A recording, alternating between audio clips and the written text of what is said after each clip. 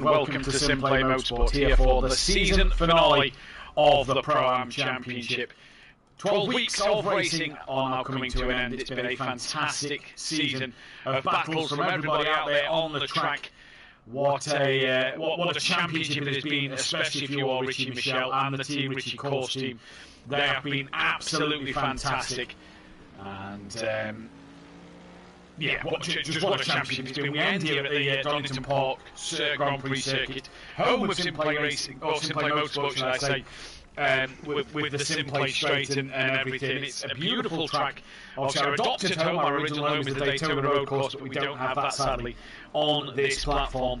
I'm Mathew Duffin, joined in the box by Dan Davis for the final time this season. Dan, what a championship it's been. It's been really, really good this season, hasn't it, from the Pro-Am boys? Yeah, I would say it's been great behind Richie Michelle, to be honest.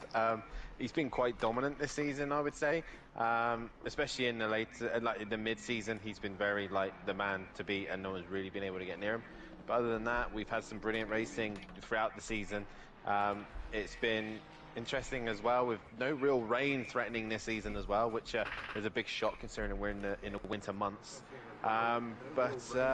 Yeah, just another phenomenal season and another championship that the Lamborghini takes home. I think that's what, 3 seasons straight now that the Lamborghini has at least taken one championship in either category.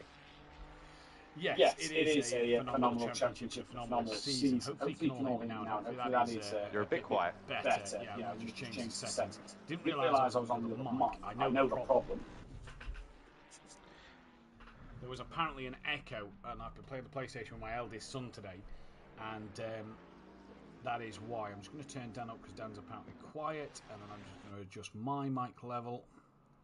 And hopefully now that should be a little bit better and a little bit louder for you all to hear. Hopefully the echo has gone. Echo is on Matt's comm, so hopefully that's gone and sorted. Mike, I do believe I know the problem and I've rectified the problem, so that should all be good now. But like Dan says, it's been a fantastic season of racing and a fantastic bit of drama we've had. No more so, Dan, than these final couple of weeks with Ellie coming back into the forefront of the racing. That's put the cat amongst the pigeons, so to say, amongst the front runners of Pro-Am. Yeah, not just the front runners of Pro-Am, but also for the boys in Pro as well, because we know that pace that she had in 2 rounds, we thought obviously she must have really liked Suzuka, but it turns out she was very competitive at Alton Park as well. So I think at this rate, she's looking like she's getting automatic promotion straight up to Pro just due to that pace. Yeah, she's just come in, and every race that she's entered, she's not lost. She's won every single race so far. And here at Donington Park, she is a little bit off the pace, but once again, she could be hiding more raw pace underneath that. She could be indeed. Sorry, PM's just saying that's better, so we've got you sorted. There, apparently Dan was a little quiet with everything sorted now.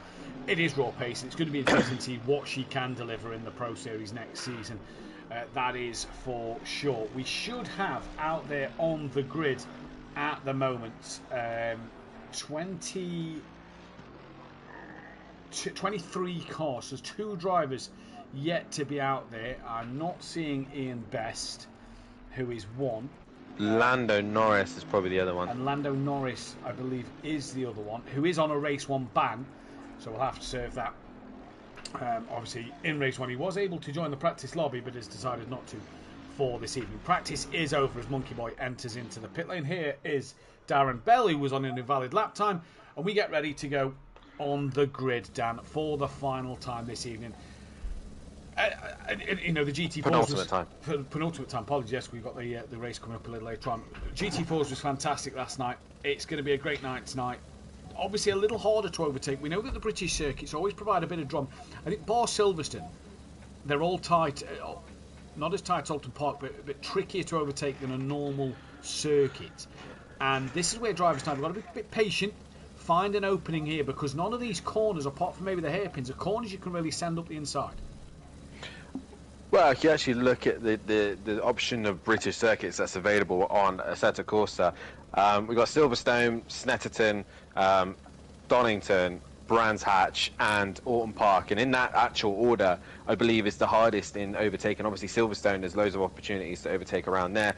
Then it's probably Snet, it's the next easiest to overtake on. Obviously, Turn 1 is very a great opportunity, as is other parts of the circuit as well. But also, Donington Park is in that mid-range where you really do, I think here you need to have a car advantage or a momentum advantage. If you don't have that, then it's still going to be quite tricky. And I think also the weather also plays a massive part here at Donington. If it's wet, then racing and overtaking is much, much easier. But Brands and Autumn Park is, I think, a level playing field at both really difficult to overtake. Possibly Brands the easier one, just due to the nature of Turn 1. And I think, well, I can't remember what the hairpin is, but Druids. I think it's, yeah, Druids. I think those two are really only, but at Autumn Park is literally just follow the leader. I can't even think, maybe one chicane is probably doable, but that's about it. But I would say this is probably the mid of the 5 that's the trickiest to race on. GT4s, brilliant. Easy to race in GT4s. Opportunity, as many people saw last night. But I think for these guys, it's, yeah, for the GT3s, it's definitely going to be interesting. Like, as they go down the Craner curves, this is a circuit, or part of the lap where you can't really overtake. I mean, you can do it. It's like, I'm really struggling with corner names. Silverstone, fast right-hander, old Turn 1. Turn 1. Cops, that's it. Cops, you don't really try and overtake there, but it can be done. And same with the Craner curves. Possibly up towards McLean's is another great opportunity to go up the inside. Usually the cars will end up running wide. Why at Donington Park won't it let me select drive? So Stephen Millington has ended up in the pit lane, and that's a glitch that seems to really affect a lot of the drivers, sadly. So Old Sim Racing, Gary Clarble as well. So Old Sim Racer, good luck, says Tibbs. So Gary Clarble is going around, but Old Sim Racer ended up in pit lane. But yeah, Matt, it should be an interesting night's worth of racing here. It should be indeed. The grid order then, obviously, with 4 drivers missing the start. DJ Phil, again, not taken to the start, not sure why, neither did Playerman. But for the final time, the grid order on your screen. Ian Best, not here, so it will be Darren Bell on pole position. The second row should be that of Jamie and Michael. Obviously, all drivers bumped up a position at the moment until we then get to Ellie, who is P5. She'll start P4. DJ Phil should have been P6. He now won't be. It will be Rob Smith who'll be running behind Ellie alongside Monkey Boy. Then it'll be that of Playerman and Mirko Ritchie, one half of the Constructors' Champions. With them it is then Sam and Robert Ramsell as they come towards the end. Then it will be Luke Saunders and Stephen Millington. Stephen Millington is in the pit, so he sadly won't be there. Then it'll be Gary Clarble, who's also in the pit. No, he's not, sorry, Paul Williams alongside him. Before John Gooday and Justin Winter. But then Steve Beck and Robert Smith alongside them too. And then we've got Richie Michelle and Old Sim Racer alongside each other at the back of the grid. But Old Sim Racer's in the pit, so a bit of a glitch for the final time this evening, this season on the reverse grid as the drivers come towards the end. Ellie's had to dramatically slow down there, and this has caused a bit of a gap, Dan, on the grid order. Jamie's been teleported to the pit lane, and all of a sudden the grid order is really out of whack. Darren Bell's got to wait a bit longer than normal. It's green and go. I don't think Darren Bell's got the greatest of starts here, as Michael's already going to the inside. Look a little further down though in the midfield, as that is Mirko Ritchie who spins Rob Smith round and gets caught up, and now Michael's also tapped round that of Darren Bell, and it's Ellie who takes the lead of this race, followed by Monkey Boy. And I bet Dan's got a bit of a grin on his face at the moment seeing this happening down the Craner curves. They come for the first time this evening. That then is Sam, who's running up in P3. Heck of a start from Sam already, but it's Ellie from Monkey, from Sam. Then it's Gary Clarble, John Gooday hassling the back of Gary Clarble down as they come up towards McLean's. Crucial to get a good run up here. We've seen Matt Neal try to do what John Gooday tried to do there, and that's a late move up the inside as the corner sort of widens before tightening. I actually didn't see the start of that race as I was changing my camera. I don't have my spare keyboard with me no longer, but Ellie leading this race, and Darren Bell is not moving from turn number 1. He's actually left the session, so Darren Bell already gone. And obviously with one of the new rules that stated in, if you do leave the end of the season, you will carry a qualifying ban going into the start of the new season. John Goody gets a horrible run, sorry Dan, through the chicane there as he caught up to the back of Gary Clarball. Robert Ramsell's now having a look up the inside in towards the Melbourne hairpin, but can't get the run. John Goody gets through and he's managing to stay ahead. Ellie, though, has lost the lead to Monkey Boy here, Dan. So Monkey Boy's got in front early in this race, and now Sam's putting Ellie under some pressure through the final corner. Sam gets up the inside of Ellie. Gary Clarball's now attacking the back of her as well. They're going side by side down the start straight. Watch out for that Porsche, because it is very mighty around here. Probably the heaviest bopped around this circuit as well. So the Porsche already looking to give Ellie a hard time. No real long straights for it to lose its straight line advantage. And Sam now clearing Ellie. And Ellie's got not just to worry about Monkey Boy, but try and clear the BMW. I think Ellie's on the back foot here. She's struggling here at Donington Park. Massively so. And John Goody's got a heck of a run down the crane of curves. Monkey Boy starting to pull a gap from Sam. And John Goody there, as we saw Luke Saunders in the background, have a massive twitch. And Justin Winter now getting the run up the inside towards McLean. Through this little kink you go before hitting the brakes. Winter turns in, and Luke Saunders is still there, and Steve Beck gets out of shape, taps Luke Saunders, and Steve Beck round facing the wrong way. Richie Michelle has been caught up with that, as is Paul Williams. Paul Williams backwards as well. Yeah, so as Steve Beck went spinning round, he then caught Richie Michelle. Richie Michelle had a moment, and then Paul Williams came off the worst out of the entire lot. Read the chat. I would cheer Monkey Boy if he wasn't a traitor this season. As John Gooday's attacking, Gary Clarball was, we have to forget the SimPlay Racing moments at the minute, but John Gooday upper positioning and catches Gary Clarball out there just at the Melbourne hairpin as they head towards Goddard's. But yeah, John Gooday seems to outpace in this Mercedes-Benz, and it's definitely... He says, sorry Dan, he says he loves this circuit. This and Kyle Armory are his two favourite circuits. And he said he learnt a lot fastest lap of the race. He has set the fast lap of the race. He said he learnt a lot from the Pro-Am season you did in the Audi back on the PS4 days around this circuit. He learnt a lot from you. He's gone a little deep there through that of turn one. You definitely didn't teach him that. And now through Hollywood Day Cup, as down towards the Craners. Look at this. Gooday, Clarball, Ramsell, Mercedes, Porsche, Ferrari in towards the old hairpin. That Mercedes of John Gooday, bore that little deep moment at turn one. He looks absolutely planted at the moment.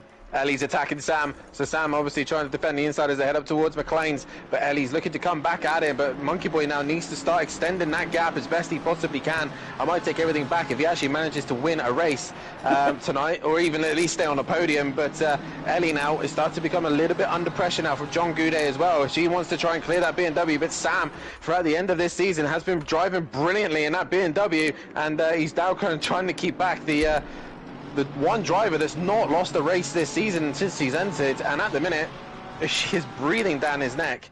And I tell you what, Sam kind of had a mid-season slump in that BM, didn't he? As Robert Ramsell's looking for a send, it up the inside of Gary Clarball. That could be a heck of a manoeuvre into Melbourne hairpin. Great job done from him. But Sam had a bit of a mid-season slump, didn't he? He had a great start to the season. It kind of dipped a little bit. As we drop down the order, Richie Michelle is on the back of Luke Saunders, Robert Smith is also on the back of Mirko Ritchie with Rob Smith. And then further down, DJ Phil has got past Playerman. Steve Beck is on the back of Monkey Boy, fastest lap of the race. Woo! Chill out, boy. I think somebody gave him a bit of off-air motivation before tonight's races. He's 1.6 in the lead of this one, and it is Monkey Boy from that of Sam, from Ellie, your top three. But Ellie, Dan, as we ride on board with her, is hassling the back of this BMW at this moment in time. And what a time for Ellie, for Monkey Boy, should I say. Not won a race all season. He's had a bit of a disappointing season in that Mercedes, but he's going great guns as Ellie off the throttle, on the brakes a little earlier as they come up towards McLean's. This is a problem with Donington, Dan. These corners just kind of, they don't look like you can get enough up the inside to get alongside. And like you said in free practice, core advantage could be key around here. The Ferrari seems to be struggling around here. I've had a few discussions, especially with some of the pro drivers, and the Ferrari does not seem to like the curbs at all. Same with the issues that they had at Alton Park. So the Ferrari might be a little bit hampered here. It likes a nice smooth circuit, so when you come to the British circuits, Sam's made a slight mistake going to the chicane, but he defends the inside brilliantly, and Ellie's going to try and release the brakes, Max Verstappen-esque, but runs very wide and ain't able to hold him off, as Sam is now trying to find the defensive notebook that Kelly Davis has ever written position for a long time, and he's trying to use every trick in that book just to keep the Ferrari behind him. And he's pitting. Yeah, he's going for the undercut there. Robert Ramsell also comes in. I'm surprised at this. That's a bad move. Mike Mathew said in testing in the week, Dan, that the undercut was strong, so we'll find out now how strong it is. Matter. No, I agree. He had track position. I agree with you. He had track position. He has given Ellie clean air. And the worst thing is he's also given John Gooday that space to go, because Ellie's pace we know can be pro pace, and John Gooday can now go with it. Sam's already been dropped and gone.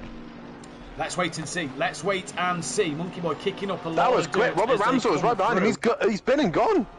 Okay, good stop. Good stop. Sam, where is he? He's ahead of Paul Williams. Robert Ramsell's got 3 cars behind him. What's the gap, Sam? I tell you what, Dan, you look at that track map. Sam's got a pretty good gap ahead of him out there.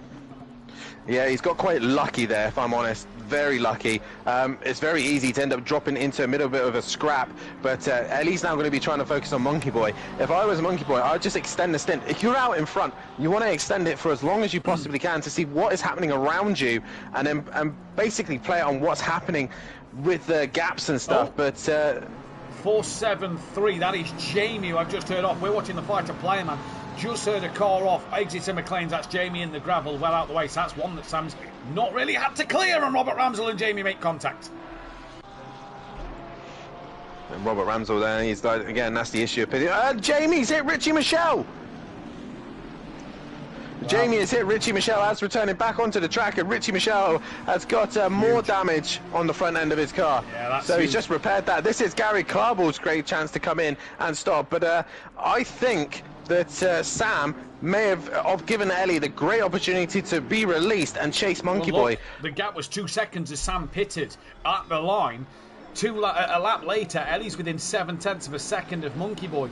So the only thing that you can say for Sam that's going to save Sam here is if she struggles to get past Monkey Boy and Monkey Boy holds Ellie up, that could be Sam's saving grace here. But like you say, Sam's released Ellie with a fire in her eyes to get onto the back of Monkey Boy here. And yeah, this is going to be interesting. And you can tell she's got some pace in that Ferrari, because not only is she closed up to Monkey Boy, John hasn't gone with her. So that's proving that is her pace.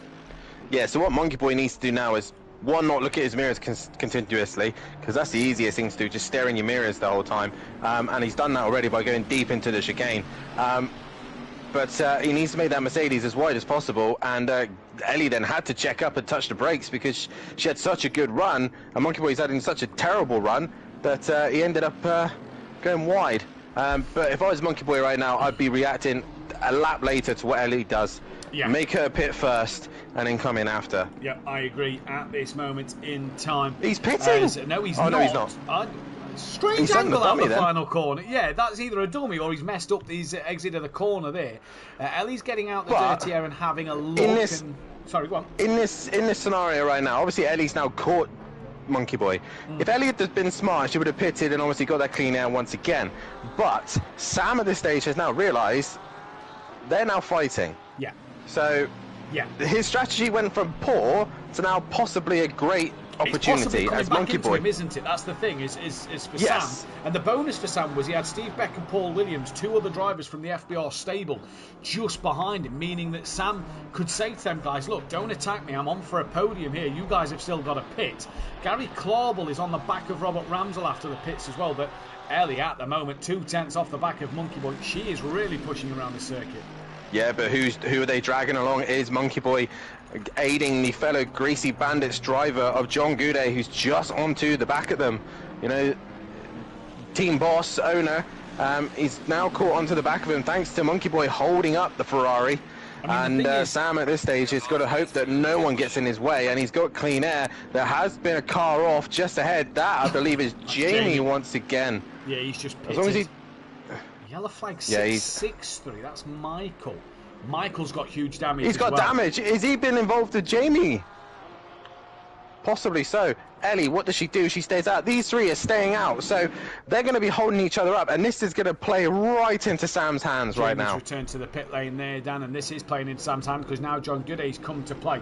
And just want to say as well, points are up for grabs. But the problem for John at the minute, yes, he wants Drivers' Championship points. He's a bit off the back of Winter, whereas Winter can try and finish inside that top 5. Greasy Bandits are also in a fight with Forever Forward and Team Tom and Cam Racing for the top 4 in the championship. Roadrunner Bandits, well, they would have been in a fight with Team FBR, but they've lost Aaron Bell now. So what does John do? Does John let Monkey Boy stay out in front? Obviously, Team Boss. I don't think he's going to play that Team Boss card and try and get a good result for himself. At the minute, it's a great thing for the Bandits Racing. It's a 1-3 at the moment. But Ellie has set fast this lap, and she is now, and I think we're seeing the nature of Donington Park here, aren't we? She's got close, but hasn't really looked like she's going to pass Monkey Boy at this stage. I mean, he had one moment where he went through this chicane, and he's just got to make sure he doesn't take too many track limits. This is the key. He doesn't need to go flying through there. He can go at his own pace, make sure he stays within limits. As long as he gets a good exit and defends Melbourne, then he's fine.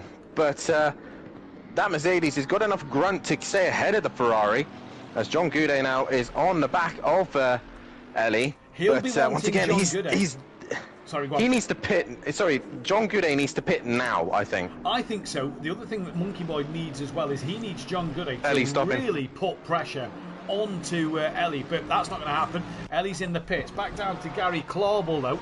He has lost a bit of time to Robert Ramsell over this lap. Mirko Ritchie's on the back of Luke Saunders, who's yet to pit. Richie Michel within a second of Old Sim Racer, but I wonder if Old Sim Racer is going to pull away to that damage he's got. Playerman at the moment, then he's 4/10 off the back of Millington. No, he's not. Ellie's gone green and leaving pit lane. Sam's coming down the straight now. Where is Ellie? Is she off the limiter? She's off the limiter now. Yes, she is. Sam's going to do it. Sam's going to do it. Later on the brakes, that bit more momentum out the pit lane. Sam's done it, and the gap's pretty much as it was, Dan. So fair play to Sam, but you was right. If Ellie got past Monkey Boy, or Monkey Boy had pitted early, she'd be leading this race, because Sam now has got to do what he left off with earlier in the race. Yeah, so all that negated now. Ellie did gain the advantage, but then obviously due to the fact that Monkey Boy staying out and Ellie being held up, it is basically brought them back together. Now, Monkey Boy, this should help him also. With these two now starting to fight, they'll have to have the option to pit or not. They will have the option to pit, and these two are squabbling quite a bit. Ellie tries to get the run on him out of Coppice down the SimPlay straight. She looks side by side. She's now going to have a look up the inside in towards the Fogarty S's then, and it's not going to work there for her. And through the S's they go, down towards the Melbourne hairpin. Monkey Boy in, John Goudet in. They probably could have squeezed an extra lap at her. Maybe not, actually. That would have been tight for them two. The only other driver to pit is Luke Saunders at this stage of the race. But what a start to this race it has been. What a start to the night it has been so far as well. A real good intense battle. Monkey Boy is dropped and is away, as is John Goudet. Now has this little fight helped John Goudet out. John Goodet's jumped Monkey Boy in the pits, and they've both been jumped by that of Sam and Ellie. So the pit stops have gone horribly wrong for Monkey Boy. John Goudet not so bad, he stays in that P3, but it's gone horribly wrong for Monkey Boy. He loses the lead of this race. I don't know how they can get that so wrong unless they've missed the box. That's the only thing I can think of. But Ellie and Sam now fighting for a race win, while John Goudet is in the top 3, but behind Monkey Boy. So Monkey Boy had a sure-end win, and he's just let it go somehow in the pits. I'm not sure, because Ellie's outlap from the pit lane wouldn't have been great. Stuck behind Sam for all this time. They nearly make contact. Ellie's now going to have a look up the inside in towards Coppice. Sam turns in, has to give Ellie the room, uses the exit. They're side by side out of Coppice. Down the SimPlay straight they come. Sam versus Ellie. On with 5.5 minutes left to go in this race. Robert Ramsell's attacking Monkey Boy. Fight as Sam comes into the chicane, manages to stay in front. Robert Ramsell's now attacking Monkey Boy around the outside, and I assume Monkey Boy will hold on to that one. Yes, he will indeed. But we've got some fights here as Ramsell gets a heck of an exit out of the Fogarty S's up the inside towards the Melbourne hairpin. And is he going to have a go? No, he's not. He tucks back in behind. Monkey Boy goes deep though. Sam's defending heavily though from Ellie. She's going around the outside into Goddard's, but she can't get the job done there. She's going to try and get a better exit, and Sam just holds the apex, platoing it, making sure she can't get a good exit, and he's going to have to defend turn 1 as Monkey Boy still staying ahead of Robert Ramsell. Ellie's going to send it up the inside, but thinks better of it and goes back to the outside. Yeah, thinks better of it there. How they've not made contact is beyond me. Luke Saunders. No, Sam's dropped it. Dan, Luke Saunders has missed the pit lane. Sam's dropped it on the exit of Redgate. So where's that? That's Redgate Hollywood. Here comes Monkey Boy. Here comes Ramsell. So Monkey Boy somehow now back on the podium. John Gooday's running in a P2, but Monkey Boy now has got Robert Ramsell right up the rear end, and this could be Ellie, who is still going to be undefeated in all the races she's participated in at the minute. I don't know if there was any slight contact. I do not know. I don't think there was. I think Sam just got a bit of Larry on the loud pedal, and around he goes. Fat bloke in the chat, absolutely gutted and furious, like just, oh, really no. And such a shame. Ellie tapped Sam apparently. Ellie tapped him. Right, so Ellie did make contact, so that's interesting. And all John Gooday's got to do is probably stay within 5 to 10 seconds of Ellie in this race if a ticket was to be submitted. Robert Ramsell's had a problem, Dan. He's got huge damage. He's dropped behind that of Justin Winter, and he's got huge damage. I think that must be McLean's. It's got to be McLean's. Running on the exit curb, having a snap on the rear, straight across the track into the wall. Luke Saunders, though, Dan, did not do his pit stop. That's going to hurt him. I'm gonna have to have a look back at Ellie's footage and just see if she did make slight contact. Look at this! Robert Ramsell's slow. Sorry, Dan. Robert Ramsell's so slow. Luke Saunders has gone deep at Melbourne. Mirko Ritchie's gone deep at Melbourne. Old Sim Racer and Richie Michelle have come to say thank you, Mama, for the carrots. But now Mirko and Old Sim Racer side by side, coming up towards Goddard's. With 3 minutes left in this race.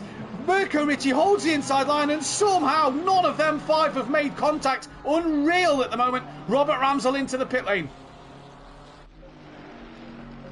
There's no contact. Oh. There was no contact. Ellie never touched him. There we go then.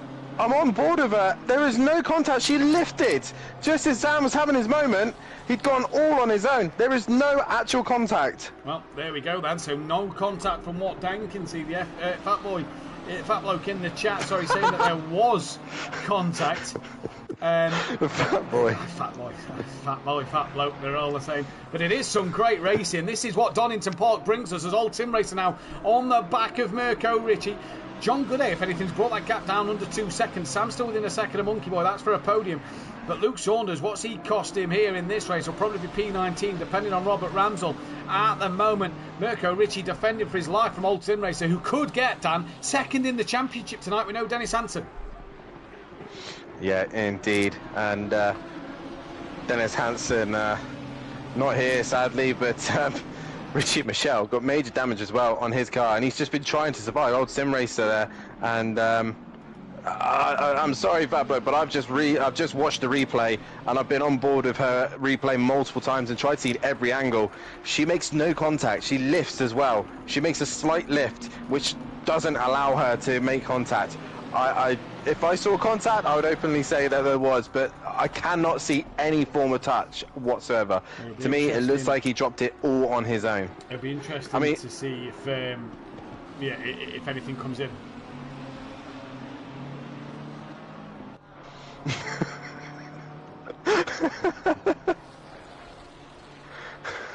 Fat boy, no carrot munching boy here. My old mucker. Oh God, Fat bloke, do you know what? I've got my highlight of the season. I can't wait for it later. You'll have to tell me what it is. I don't think you were here. I think you were rushed off to the hospital. Oh, was the hospital one? Right, okay, fair enough. I got my highlight of the season. Fair enough there. Wall was watching Sam stream, and it looked like she did. Fat boy, no carrot munching boy here. My old mucker, apologies, Fat bloke. Bindit says Rob's Auto. I assume that's Robert Ramsell in the chat, who is still in the pit lane. Matt Wright saying pit lane starts at P9. Let's go, old boy. Well, I take my hat off to Ellie. Well avoided, good game. Yes, Ellie. Well, I'll tell you what I'll do is I end up saving the replay, because I can then show for the guys to see that there was no contact. Yeah, she done really well actually to avoid hitting the rear of him, if anything. So yeah, it just looked like Sam just got a bit too heavy on the loud pedal from that perspective. But again, the way this works, I mean, they're both Xbox as well, so they should be fairly decent at, you know, comparing to one another. Good between the two as well, Dan. Yeah, we'll just have to see. But Ellie, meanwhile, is on her way to be undefeated once again. Hides the performance in practice, but John Goudet has kept her honest. Yeah, fair play to John. He's had some pace today, and you know that could bode well for Clouden tomorrow night. We've not seen this Mercedes look very good. I think this is probably the best we've seen the Mercedes look all season. especially in the Pro-Am hands. Michael, the 663, running slow. I don't know if that's damage still to his car, but he's just trundling around with it at the moment. This is the fight, though. I think he's waiting to be lapped, I think. Fair enough. I think this is the fight, though, between Old Sim Racer and Mirko Ricci. As Old Sim Racer's looking to tuck underneath on the exit of Coppice. Down the SimPlay straight. He's not got enough of a run along the inside. Now comes to the inside of the chicane. That's going to be a tight line on the entry for the pair of them. Mirko Ricci has to straight line that. That's going to be a horrid run out. But we have to turn back to the race leader. Ellie is going to take another race win and another fastest lap. She's not won the race and taken fastest lap. John Gooday second place, with Monkey Boy going to hang on in there for third. Great podium for him. Sam P4, Gary Clarball P5, Robert Smith P6. Justin Winter's going to come out the final corner for a P7. Mirko Ricci is going to hang on in there for P8. Not sure what's happened to Old Sim Racer. Oh no, Old Sim Racer's got ahead of him, sorry. So Old Sim Racer P8, Mirko P9, Luke Saunders crosses the line 10th, but a big penalty to his name. Then it'll be Stephen Millington, Paul Williams, sorry. Then Richie's Michelle, who's already in the pit lane. Why is Richie Michelle in the pit lane? No idea. Well, he's dropping down the order here, so he's not crossed the line there, Dan. No, he hasn't. He's going to finish at the back, I think. Robert Ramsell will just get him at the end. I think, because Robert Ramsell carried on. No, Robert Ramsell continued on another lap. Yeah, but he's a lap down, look, because Michael's already finished. Player man's done. Here comes DJ Phil. Yeah, no, Robert Ramsell passed Michael because Michael waited. Robert Ramsell's still on track. He's at Melbourne Hairpin. I think it would have updated, though, through the sector times. Not too sure, but we'll see anyway. Let's have a look. Unless he's multiple laps down. I think he was in the pits for a very long time. Here comes Robert Ramsell. Towards the line for him. And P19 it's going to be. I'm just wondering, is Richie Michelle's car revving like mad? I go back to when we did, Robert Ramsell P19. It's not, no. I was going to say, I go back to when we did the PS5 event. You remember this time last year, Dan? The Mutts Nuts had an engine failure, if you remember. And it ended up just putting him back in the pit lane. I don't think it was that. I don't know if he's gone into pit lane thinking, I've got damage. Yeah. What? We need to say something when we come back in race 2 about Sam from the FBR shakedown on Sunday in the pit lane whilst in a race. We will mention... His massive gut has stopped him there, according to Fat Bloke. But yeah. We will mention something funny about Sam that happened on the Sunday shakedown out on the FBR server. But race 1 done and dusted. We'll be back in a few moments' time.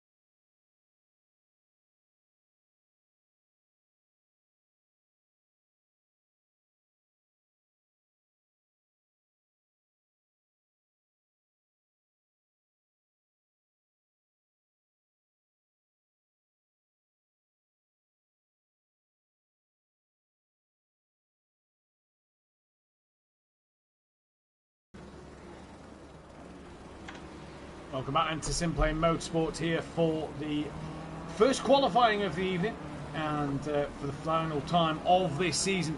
The qualifying will take place here at Donington Park. Robert Ramsell is the first man out on track. Still no Darren Bell back in. Still no Ian Best. And no Lando Norris.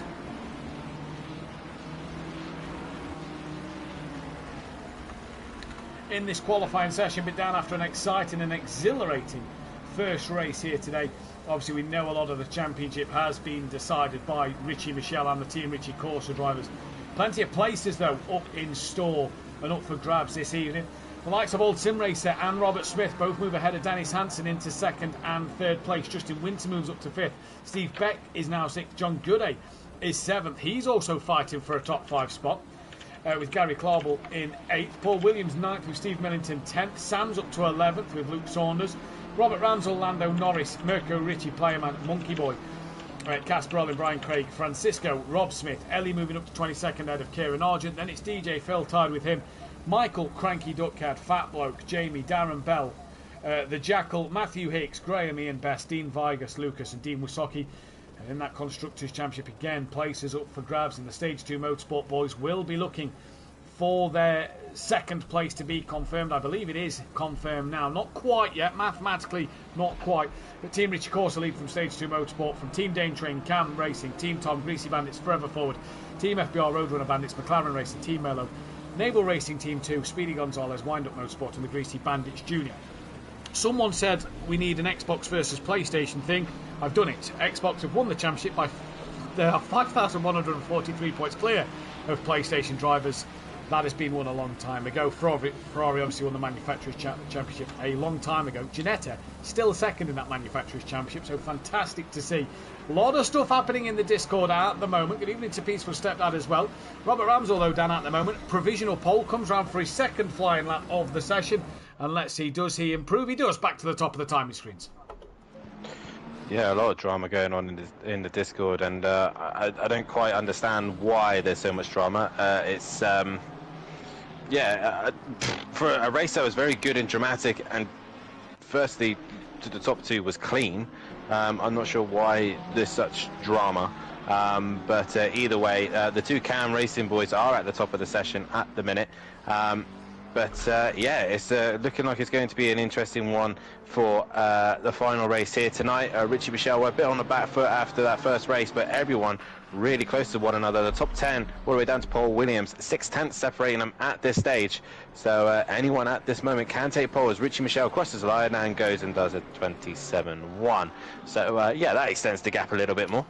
Yeah, just a little bit more. Here comes Monkey Boy, who doesn't improve. So clearly that 1 lap pace isn't there for Monkey Boy compared to the race pace we saw earlier. Eddie's on an invalid lap just in front here as Luke Saunders moves up to P8. What about Michael in the Nissan? What's he going to do tonight? That is P18 and doesn't set a valid lap time. The 63 of Old Sim Racer moves up to P12. As the 501 of Robert Ramsell coming back through. Good evening to Benny in the chat who says, good day everyone. Favourite commentary team. Hope you guys in the box are doing well. Very well, thank you, Benny. Hope yourself is well as well. Mike Mathew saying that drivers just need to get the tickets, and if they have issues, deal with it in the right way. Let the stewards deal with it more with the more reckless drivers. And this is the point. This is what the ticket system is there for. It is there for you guys to put the tickets in and for incidents to be looked at, whether they are small or big. They are for us to look at the end of the day. As Sam comes towards the line now, 7/10 off. The ball moves up to P3 within half a second. Steve Millington gets within 2/10 of Richie Michelle. So once again, the Ferrari of Stephen Millington showing that they've got pace here, both Ramsell and Millington. And Millington has really had the edge over his teammate for most of the season. But Robert Ramsell really looking like he's coming to his own. I'm not sure what's going on with Millington's wheels. He's got green on them for this round. But Stephen Millington, he's still got his coloured liveries, but his wheels are green, like a horrid green. But either way, it is what it is. The ticket system is there for a reason. Our stewards are there to try and look into the incidences and try and sort it out as best we possibly can. Enough of us have got enough racing experience now that we kind of know what we're looking at. As Ellie goes fastest with a 26.9. Looking at now at pro pace once again. From what I was seeing from the pros, we're looking into the mid 26s to the low 26s. I'll be amazed if we get into the 25s, but at the minute Ellie setting the pace. Can anyone else get near that? That is the question. I don't know, you know, you guys have got clear conditions. Can we point out a full GT3 dry season in December? Yeah. Yeah. Now, we go to Donington Park religiously every year for the touring cars. Dan, you've been several times. Always rains in April, just as it's coming spring. We're approaching winter.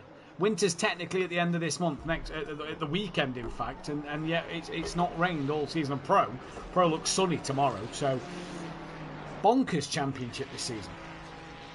Yeah, it's definitely been an interesting one, nonetheless, and yeah, it's dry throughout most of the season. Would have been nice to have a bit of wet weather here and there. I was looking for a bit of wet weather as well. Obviously, for my season, it's not ideal, but yeah, it's definitely a weird winter season. There should have been more wet weather, as Richie Michelle now does a 26.7. He goes faster once again. So once again, Elliot and Michelle are going for pole position here, and we'll see. Gary Clawball jumps up to P4 in the Porsche. He does indeed. I did say the Porsche is quite strong around here. The Porsche is actually the car that I've got my fastest lap time around here, so it's a solid race car around here. I was 25s earlier. Oh, shut up, Skunky. I knew someone would say it. I knew someone would say it or do it. Right, what you've just done there, Skunky, let me explain to the viewers at home and to Skunky. What you've done there is, Dan finishes work at 2 p.m. UK time tomorrow. Dan will be on Assetto Corsa from the minute he probably gets in till the end of race 2 tomorrow night, just to get into the 25s now. So you've awoken something inside of him. I mean, the championship's done for both myself and the team. So what I've actually been doing, I haven't tested the Lexus at all this week. I've not been in it once. I've been in the Porsche, and if you're looking on the time boards as well, we've been having this discussion in the Discord. I've been in the Retia in this week as well. I was in the Retia giving that a go on my old 2 race win car. So yeah, I've actually done next to no laps in the Lexus. So watch out, guys. I'll be coming for you in the Retia. Ellie goes pole by 1.5 tenths here, then Dan will bang in a 25. You know he will now. He'll be on it all day testing tomorrow when he's back from work, as Dan bangs in a 28.5. Now, I just want to turn our attention back to John Gooday, who we spoke about at the beginning of the season. He's running in the blue and green, not the traditional Greasy Bandits colours this season, in honour of his good dear friend. Now, John was telling me previously in the week, his good dear friend who passed away earlier this year. John was telling me earlier in the week that Donington Park was the first time they'd actually raced together, and where they decided to create the Greasy Bandits team. So a very emotional night for John. And I tell you what a way to honour his friend Dan by that P2. It was a fantastic drive from John Gooday. Yeah, it was indeed, and well calculated, and just took his time, and like I said, gave Ellie a bit of a headache towards the end of that race, but yeah, brilliantly done. And obviously there was one other thing that we were going to discuss as well about the Donington, especially the FBR event that happened over the weekend. Old Sam had a Larry moment. He definitely had a good practice of the pit entry, didn't he? So for peace of mind, the FBR server, if you sign up to their stuff, us and FBR do a lot of things together.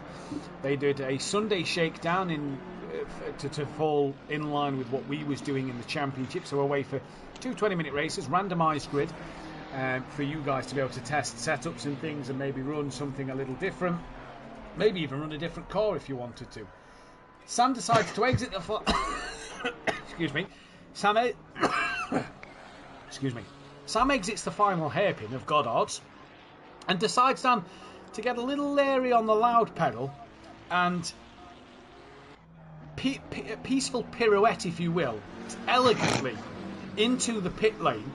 And I don't think he hit a wall. I think he just went straight into the pit lane, spinning.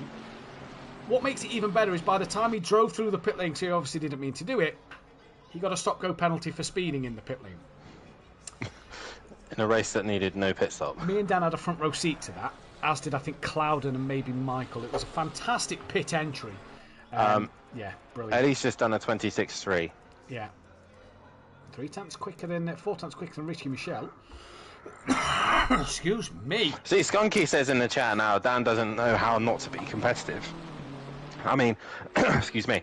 But now I've seen that lap time from Ellie, the 26.5 that I think I've done in Alexis might have to be better now, because, yeah, I can't have that. Oh, Richie Michelle is now in his gold livery. Ah, there we go. So he's running it for the final race of the season. We know what happens when you go gold, don't we, Dan? I take you back to Nürburgring in the Albi a few seasons ago. What are we talking about? Didn't go well, as Ellie now does a 26.0. Jeez! So that pro pace is coming pretty quick as we get to see Luke Saunders come towards the line. He improves to P8, 1.6 off of the pole. And I believe that is Gary Clarbel in the slipstream of the gold liveried Lamborghini. It's because all the weight is on the left hand side of his car. Fat bloke, if you didn't get to see it, because I don't think he was there on Sunday, it was majestic from Sam. Beautifully done. If that was on Strictly Come Dancing, that'd be 10s all round. No, 7 for me. Ah, alright. 3 10s and a 7 then. I'd have gave it a 10. I'm that miserable git on the far end. Here comes Monkey Boy. Great podium for Monkey Boy in the first race this evening, sorry. Real good race for him. And he goes P18. Not got the 1 lap pace as Monkey Boy in that Mercedes, has he? No. Saying that neither's John. No. I think, to be honest, since Ellie's done a 26.0, I said that the pros wouldn't even get near, well, be close to a 25.9. Oh. Yeah, I mean, load of rubbish, but, yeah. What's that? Oh.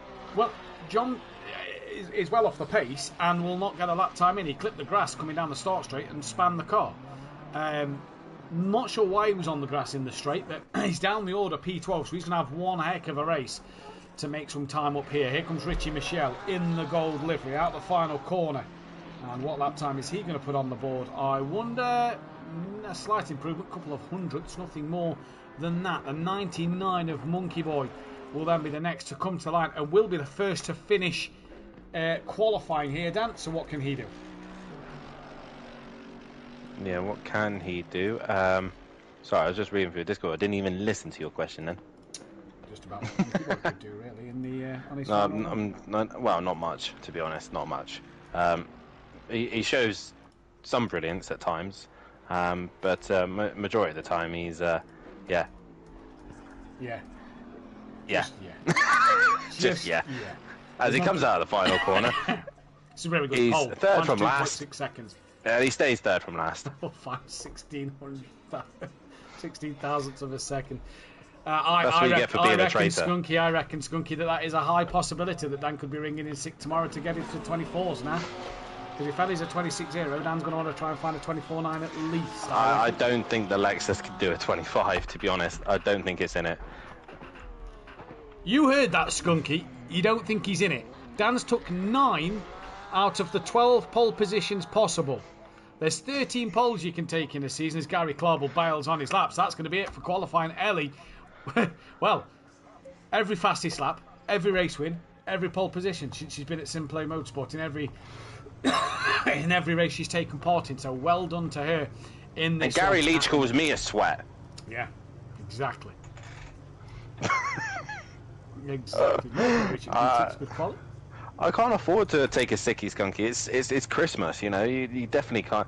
Not heard that before. Look, I may have been a bit sketchy at Laguna and then found a setup, and then may have struggled. I can't remember the last one I said I was struggling at. Where was it? Skunky. No, where was I struggling? For 4 years. And what you've got to learn with Dan is, after 4 years of racing with Dan, or commentating on Dan, is that the time isn't there, and then all of a sudden on the race day, when he's tested it out for a few hours before the race, then he'll come off, he'll play a bit of Rocket League, or a bit of Grand Theft Auto, bit of Overwatch, he'll chill out for a few hours, then Mike will join and he'll just have a bit of banter with Mike and tell him how crap he is at times. Then he'll come on and go, I'll just hold my pace back, server will get reset, bang, on my lap times. 4 years I've seen it, Skunky. So whatever he's saying here, I wouldn't listen to him. Because we've seen it all before. PN will have his headset on the floor. No. PN will have his headset on the floor because I'll be yelling as Dan gets a 24.9 tomorrow. There was a drought. There was a drought where when we did move to ACC, I was terrible. Yes, that's a fair point. That is a fair point. I never got a single win. I don't think I got many podiums either. No, I don't think so I blame the Lamborghini Huracan original. I should have picked a better car. Doesn't help when Fury was your teammate. I was in your boot at Zolder in the Bentley. De Silva was rapid. 10 seconds. I didn't get to race Ripper. You didn't get to even race Ripper, no. Obviously, Overtaker back in the PS4 days enjoyed the Bentley as well, so yeah. Look, Dan, whatever Dan's telling you tonight, just take me a pinch of salt, Skunky, because I've seen this all before. What's going off here? He can wall all he wants. He'd make a fantastic politician, Skunky. He could run this country. Honest to God.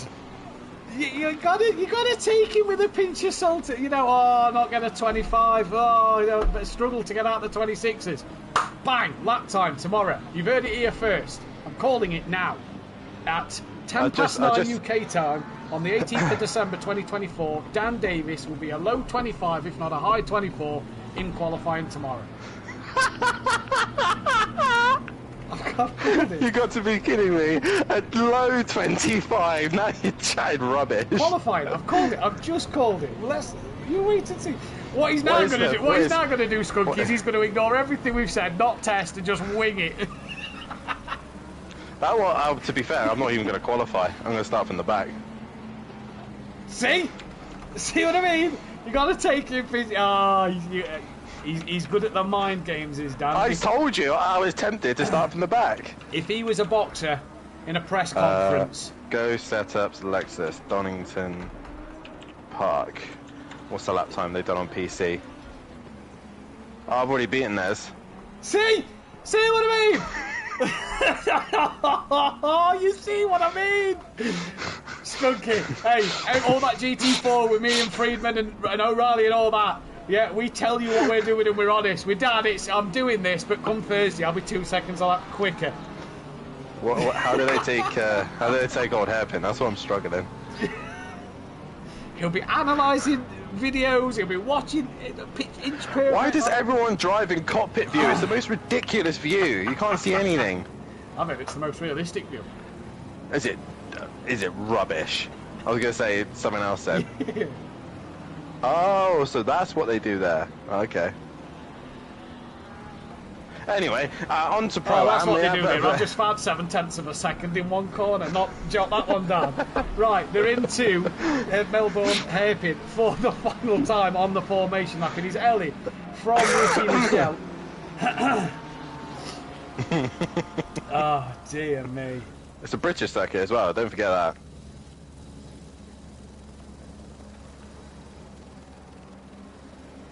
Hello, Matthew. I'm still here, sorry, I was having to take a drink. And it's, good point. And it's a British circuit, so you're bound to take pole and 2 race wins. It will happen, Skunky. I'm telling you, honestly. This might cause you a sweat, but round Goddard for the final time in the formation lap. Ellie versus Richie Michelle with the Cam Racing team on that second row. I see what you mean about the awful green wheels on that of Stephen Millington's car.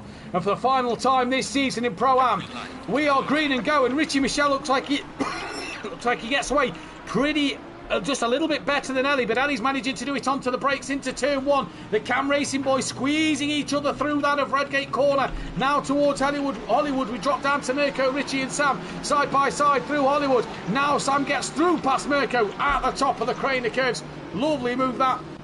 John Gooday is also side by side, I believe, with somebody coming through the Craner curves. He's managed to get past Paul Williams, or stay ahead of Paul Williams, who has a little wiggle on the exit. He's now being left behind at the minute out the old hairpin is Paul Williams, as Steve Beck might try to have a look at the inside of him. Then it's Justin Winter who's tried to get a good start as well. He's up behind Jamie at the moment, and that is Monkey Boy. Great race 1 in the wall at McLean's race 2. Good old Monkey Boy doing what Monkey Boy does best.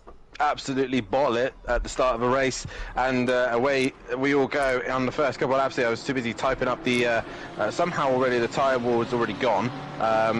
probably on the formation lap, but Ellie still leading the race at the minute, and I think Richie Michelle has missed his opportunity because he needed to get Ellie napping straight away, and she's just going to extend that gap. Meanwhile, Gary Clarball's gone very deep, and Stephen Millington up the end, and there's a complete and utter car park here as Jamie's in the middle of all that as well. Looking a bit unstable here tonight, and John Gooday giving in a flash of the lights as well, and Jamie's up the inside. Gary Clarball's gone off. Old Sim Racer. Is that Old Sim Racer in the roll? Is that Rob Smith? That is Old Sim Racer. Old Sim Racer. In the wall, but Gary Clarball went very deep. Contact with Jamie. He's been in the wars tonight, and now Gary Clarball side by side. In fact, no falls in behind that of John Gooday at the start of lap 2, but Ellie Dan is already, in fact, no, I say she's checking out. She's not really. She's got Richie Michelle still with her.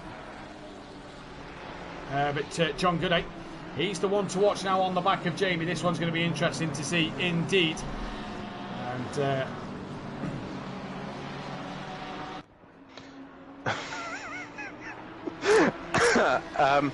yeah, Ellie leading the way. Robert Ramsell sticking with him. Stephen Millington now up into 4th as Mirko Ritchie in P5. Old Sim Racer though, I don't know if he's got going. He's still stopped. I'm not sure why he's still stopped, but yeah. Hopefully he can get that car got a great going. Run here on John Gooday, and down the SimPlay straight, got underneath John on the exit of Coppice. They just come together. John squeezes Clarball, who has to take to it's the racer's wheel's chicane. Disconnected. Oh right, so maybe the contact with Jamie wasn't intentional, then his wheel is disconnected. Mike said in the chat, as did Tips, and Gary Clarball then loses out a couple of places. John Gooday tries to sneak up the inside of Jamie then through the Melbourne hairpin. As they come up, Jamie will have the inside line on that of Goddard's through the final corner. Jamie comes, John goes wide, looks to get the up and under, can't do so. Jamie well parked. There is Old Sim Racer still sat there. Sam is just attacking the back of Mirko Ritchie. Mirko's had a great start here. He's up into 5th, and Ellie just starting to pull away from Richie Michelle now. He's had a bit of contact, has Mirko Ritchie, with Stephen Millington out the final corner, and that's put Sam right up behind him. But everyone else, Justin Winter has now passed Paul Williams, I think, or he's defending from Paul Williams. He's got a queue of cars behind him and a flash of lights from a couple of the guys behind as well. Oh, wow, Michael's got a snap, and he's gone. So Michael's gone. That is at the is that old the crane? hairpin. Oh, the old hairpin. It is. You're right. Just at the bottom of the crane. That's on entry into the old hairpin. So yeah, he did the crane of curves, and as you saw in my little practice session with the non-Lexus and non-Lamborghini, it basically did the exact same thing as that. Richie Michelle again, still stick on the back of Ellie. They've actually gained a little bit of time here, and the other big thing that I forgot to mention as well, Matt, with this circuit is track limits is the problem here. Huge. As John Gooday looks for a move up the inside of Jamie, but it was nearly late. They both end up cutting each part of the chicane, and John Gooday there may have the momentum as Jamie ended up across the gravel. John giving him a flash of the lights. Not sure why. I didn't see anything wrong with that, to be brutally honest with you. I thought it was pretty 50-50 from the pair of them. But Richie Michelle within 4/10 of Ellie. Then that gap opens up to 7/10 as they come across the line. Mirko Ritchie now getting close to the back of Stephen Millington again. He's dropped Sam. Robert Smith's getting on the back of Luke Saunders. John Gooday, a bit of a twitch out the final corner. Paul Williamson has been overtaken by Stephen Beck this lap, and he's now got Gary Clarball and then DJ Phil and then Playerman for company as well. As Monkey Boy tries to gain in the background. Old Sim Racer, sorry, all wheel disconnection done in for the night. He says that's a shame to lose Old Sim Racer on the final race of the season. Obviously, with that being a technical issue, that will not be looked at by the stewards for a retirement, because that is proven in the Discord as a technical issue as well.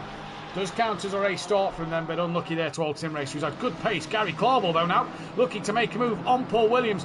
Up the inside of the little left-hand kink before the braking zone of McLean's. Now to the outside of McLean's and tucks back in. Paul Williams wise to defend that one.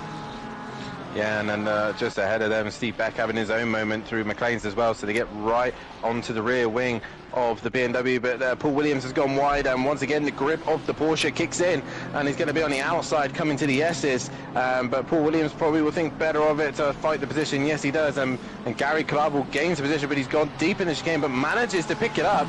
That was managed very well, but he's a bit slow on exit. Little slow on exit, little compromise, not as compromised as he would have been though going through the gravel as DJ Phil turns in and goes so deep, misses the corner. Player man, thank you mama for the carrots. DJ Phil up the inside.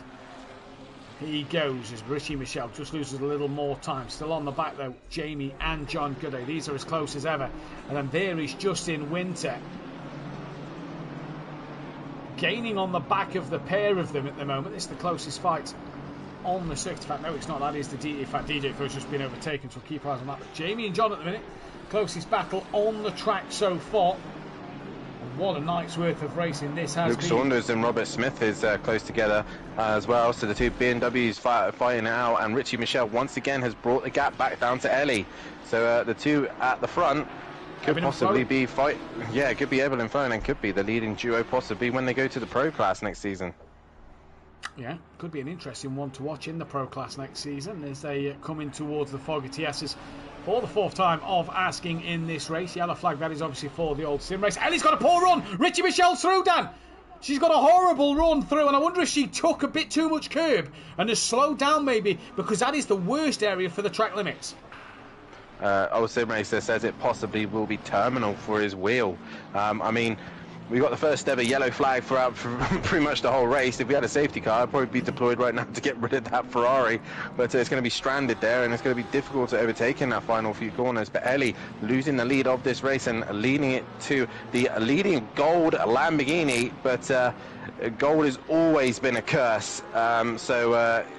Richie Michelle better be cautious of that. Meanwhile, Robert Smith has now cleared Luke Saunders, and John Gooday has also cleared Jamie. DJ Phil's just got back past Player Man we've just seen on board there. Good move from DJ Phil. Old sim racer Gaza, what do you have as a wheel? Let me know in the chat. I'll reconnect with controller to get rid. Yeah, no worries, old sim. As a DJ Phil then up into P15. Pulled a great strategy a few weeks ago, did DJ Phil. And like Dan says, Luke Saunders has now lost out to Robert Smith. And I got a funny message from Luke Saunders in the Discord during the break. Why did I get a 130-second penalty for? Did I miss something? Yes, you missed your pit stop. Luke, make sure you get that 1 litre of fuel in. Although he reckons he did it, so if he's able to... He did go... He went into the pit lane. Yeah. He went into pit lane, so... I mean, I looked at the replay. He did stop for at least 3 seconds, so... We'll have to see. Yeah, you have to... You can put a ticket in and try and fight against it. OF296. I don't even know what that wheel is. That looked like Ellie let Michael through. Yeah, I think so as well. I think she got a slowdown penalty. Michael in the chat with Michael Harris as Richie Michelle leads this race at the moment. Ellie looking to have a clean sweep this evening. The races she's done. And how many races would this be for Ellie? 6. So far this season. Yeah, 6. And she's taken every pole, every fastest lap and every race win. I'm sure she's going to try that again. John Gooday's already dropped Jamie, by the way. And look at Gary Clauble. Look at his pace tonight. He's got past Stephen Beck. And he's right on the rear of Justin Winter already, Dan. That Porsche, like you said, mighty around this place. And Gary Clauble showing us his skills. What we've not been able to see in Pro because of that broken elbow or broken arm, whatever it was last season that he had to have an operation on, that pulled him out of the Pro Championship. This is the Gary Clauble. I'm not going to say of old, because even he will be the first to admit his pace hasn't came back to him since the surgery. But it's great to see him looking fighty and racy out there. Yeah, definitely so. And like I said, that Porsche mighty round here, and Gary Clauble is looking right on the rear wing of Justin Winter. That's the thing about this Porsche. When it's at the right track, it is probably one of the best cars, if not the best car, around the track. But in this case, Gary Clauble is... on the move, and once you do get the push in the right window, it is mighty. Not the best in a straight line, but he's on the rear wing of the Ferrari at the minute, looking at the chicane. He's sending it up the inside, and Justin Winter just turns in on him. Yeah, then Steve Beck and Paul Williams have to take to the gravel, and yeah, I think that is full on Justin Winter there to turn in. Gary Clauble was more than alongside at that stage of the lap, and off he goes. John Gooday now. I tell you what, that's 1.4 it says, but Luke Saunders has gone deep at the final hairpin of Goddard's, and John Gooday, he is also looking racy tonight. We said a couple of seasons ago, Dan, didn't we, that John Gooday and that Mercedes looked really, really good. The bob, let's be honest, seems to be the thing that has hampered him in that Mercedes this season, but here it's great to see John Gooday fighting at the front, where he probably should be, and we all expect him to be. Yeah, definitely so. And obviously, we say that we said the previous season that he was very good in the Mercedes, and he thinks not so. And he came back this season in the Mercedes to kind of prove that he isn't that good in it, or that competitive in it, and he thinks he's better in the Aston Martin or something other than the Mercedes. But obviously, next season will be interesting to see if he decides to go back to another option or stick with the Mercedes. I think by the way things sound, he'll probably move away from the Mercedes and try something new, or something that he's tested but hasn't got a lot of running in. Meanwhile, Ellie has just dropped off the back of Richie Michelle. Yeah, she has at the moment. Maybe, I'm thinking, is she on her 3 track warnings already?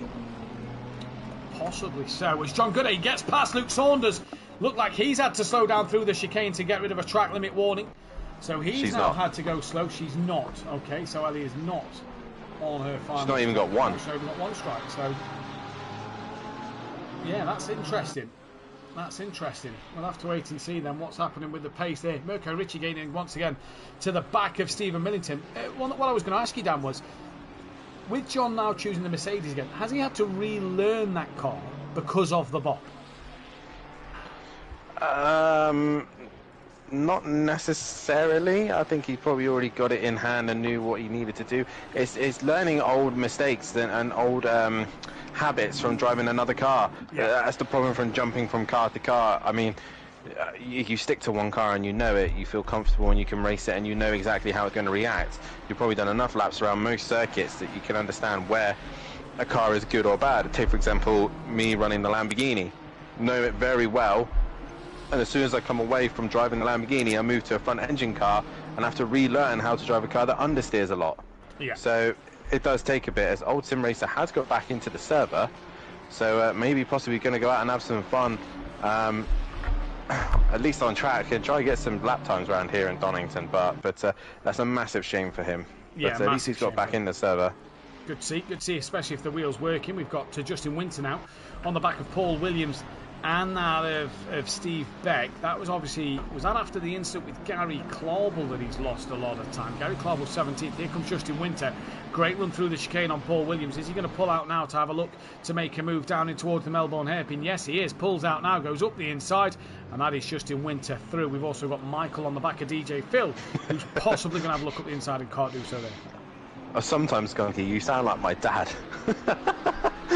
Goudet is going to set fire to the Mercedes at the end of the season. How many times has my dad said something about that in Project Cars 2? There's a Renault on fire. There's a Porsche, I think, on fire. I think, there's multiple cars that Kelly set on fire. There's a whole scrapyard, I think, at the Audio Sport workshop. I thought the Renault was probably the only car that was going to go in a museum because he nearly won a title in it.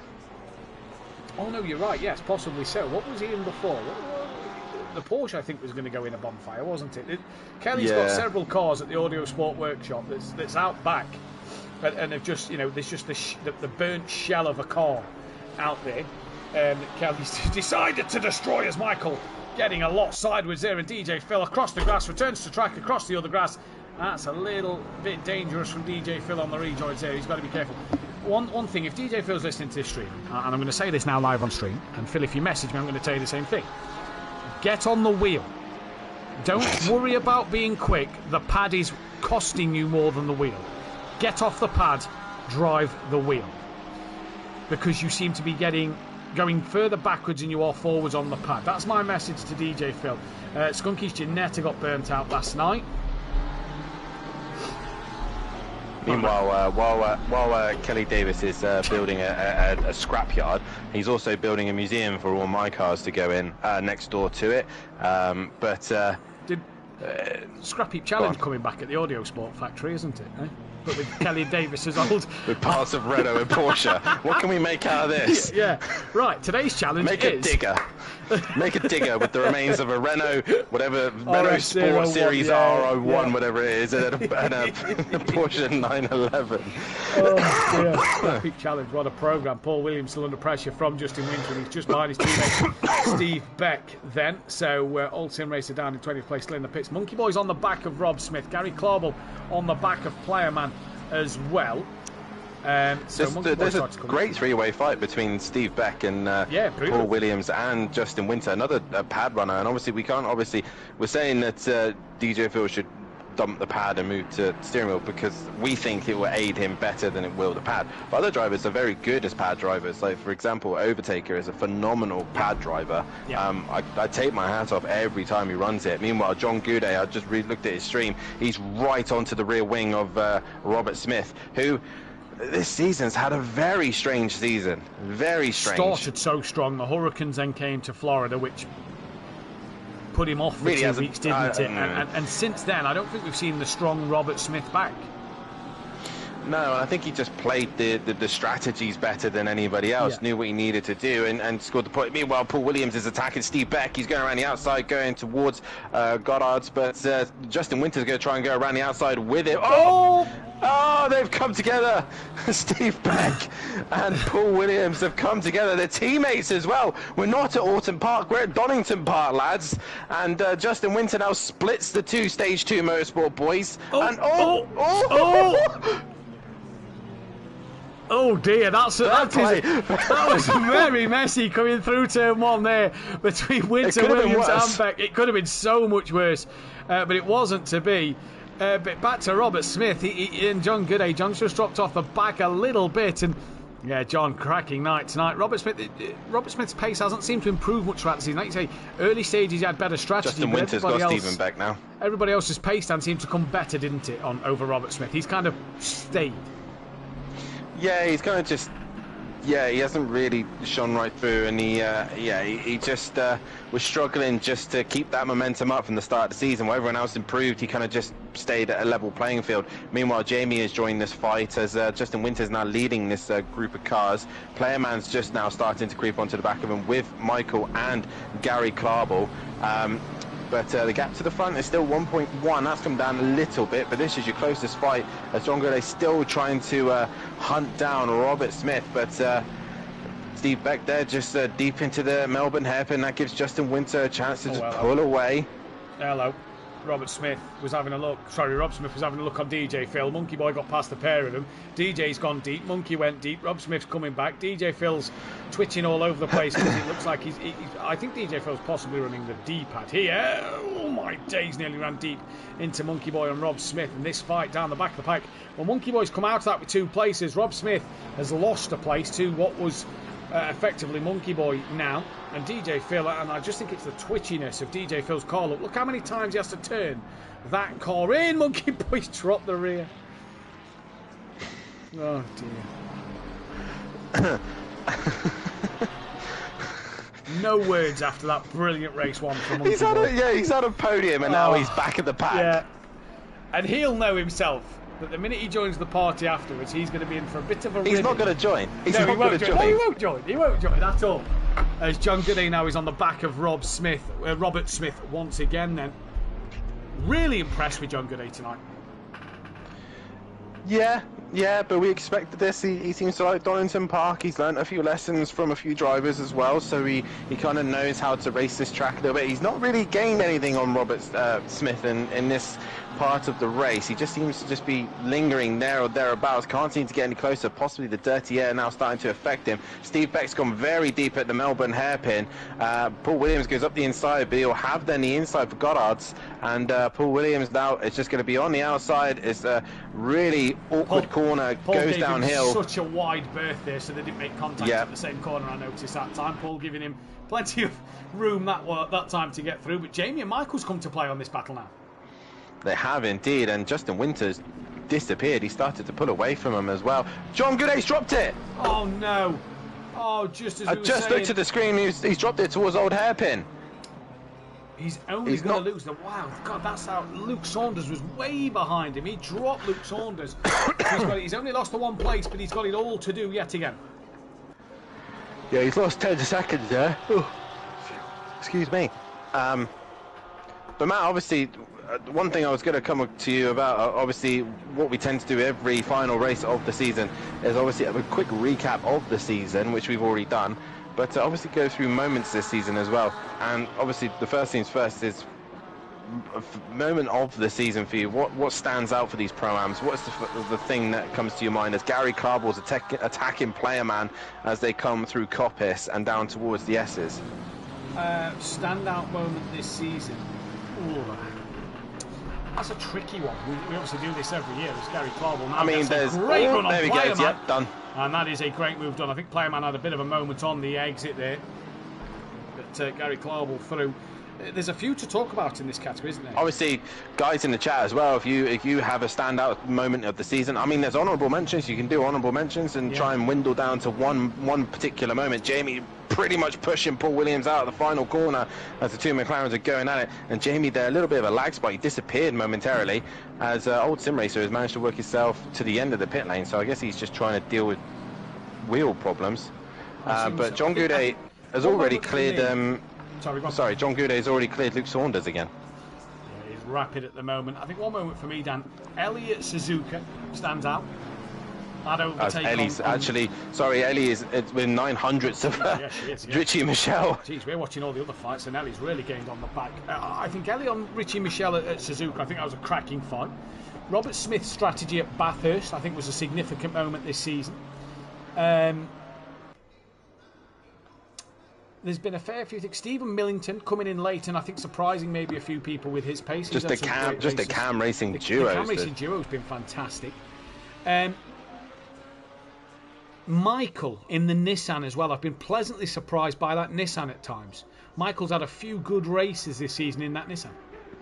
Yeah, definitely so. Obviously, the one thing that comes to mind for me, and I hope the FBR boys are still in the chat, especially Fat Bloke.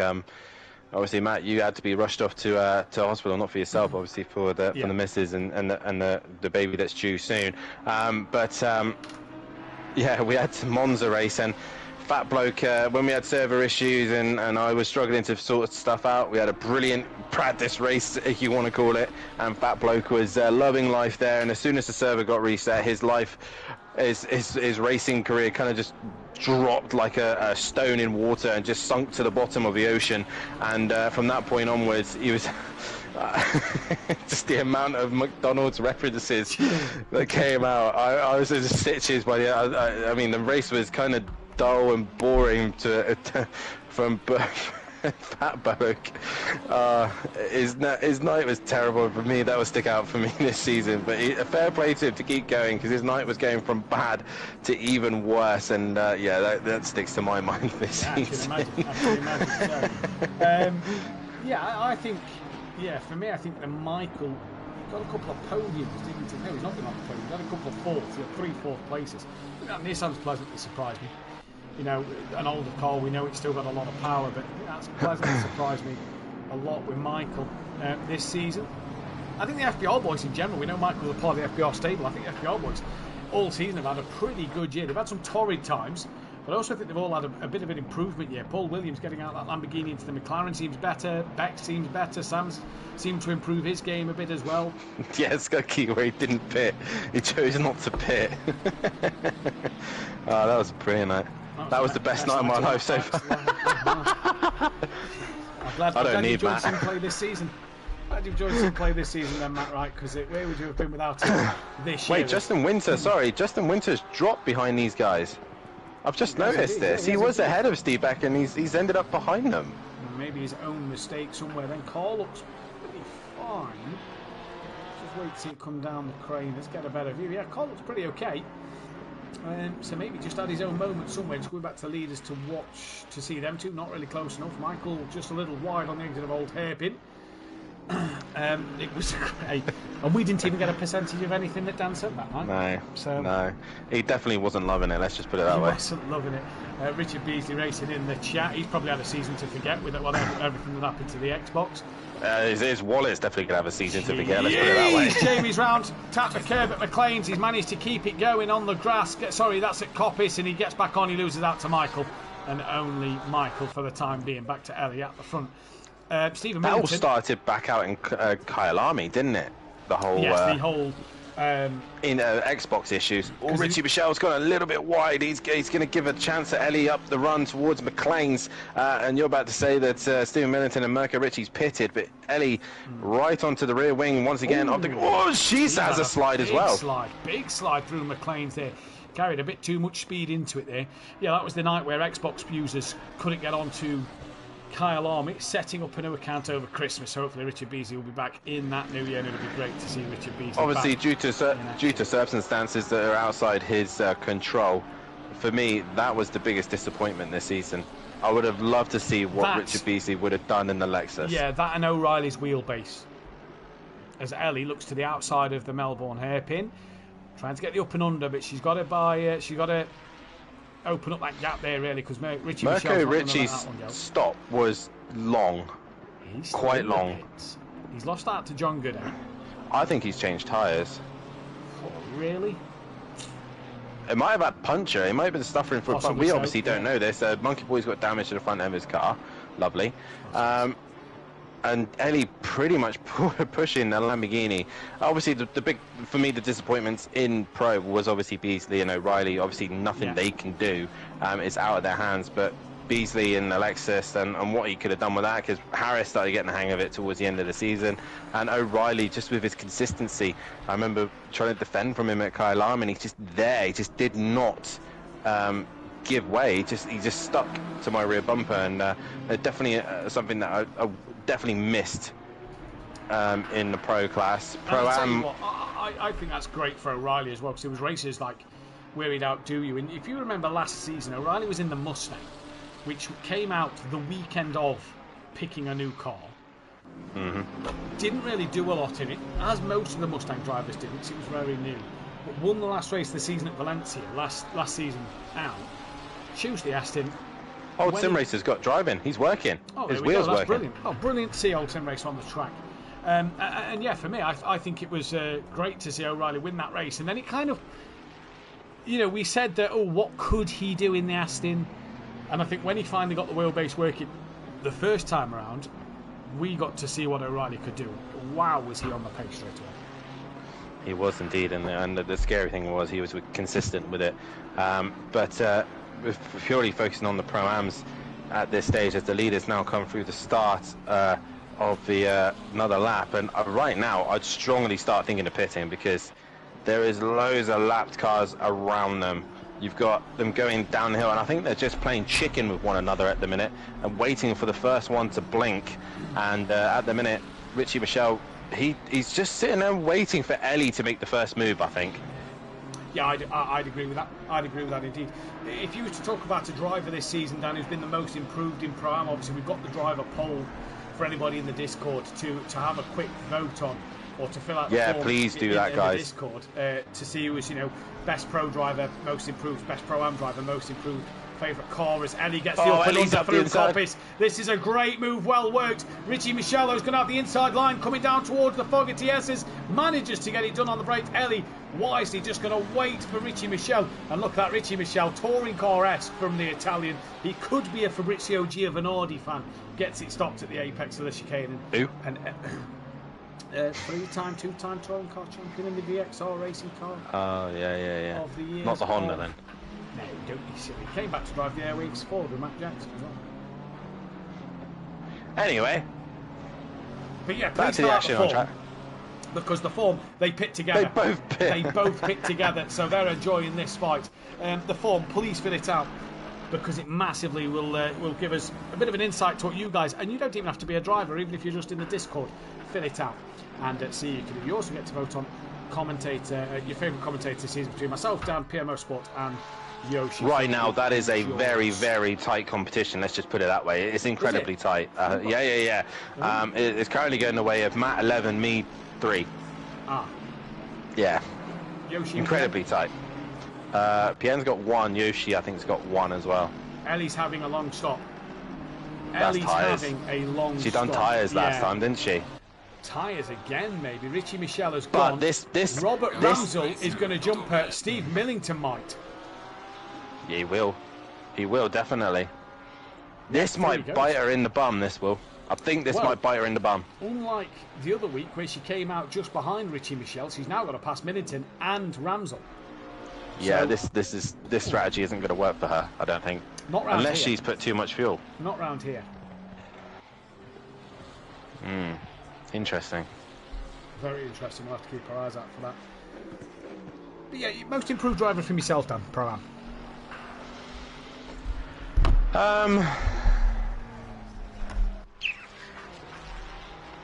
Paul Williams. Yeah, Paul Williams for me. When he went in that McLaren, he was a lot better in that McLaren. I can't remember what he drove last time. I think it was the Lamborghini. Moving to the McLaren, he's looked a lot more competitive and a lot better in that car, in my opinion. So, yeah, I'm going to say Paul Williams for the most improved driver. I agree with you, but just to be different, I'm going to Mirko Ricci. He's had some cracking races and results this year compared to when you think his last 2 seasons he was running down in the 20s. He's been good this year.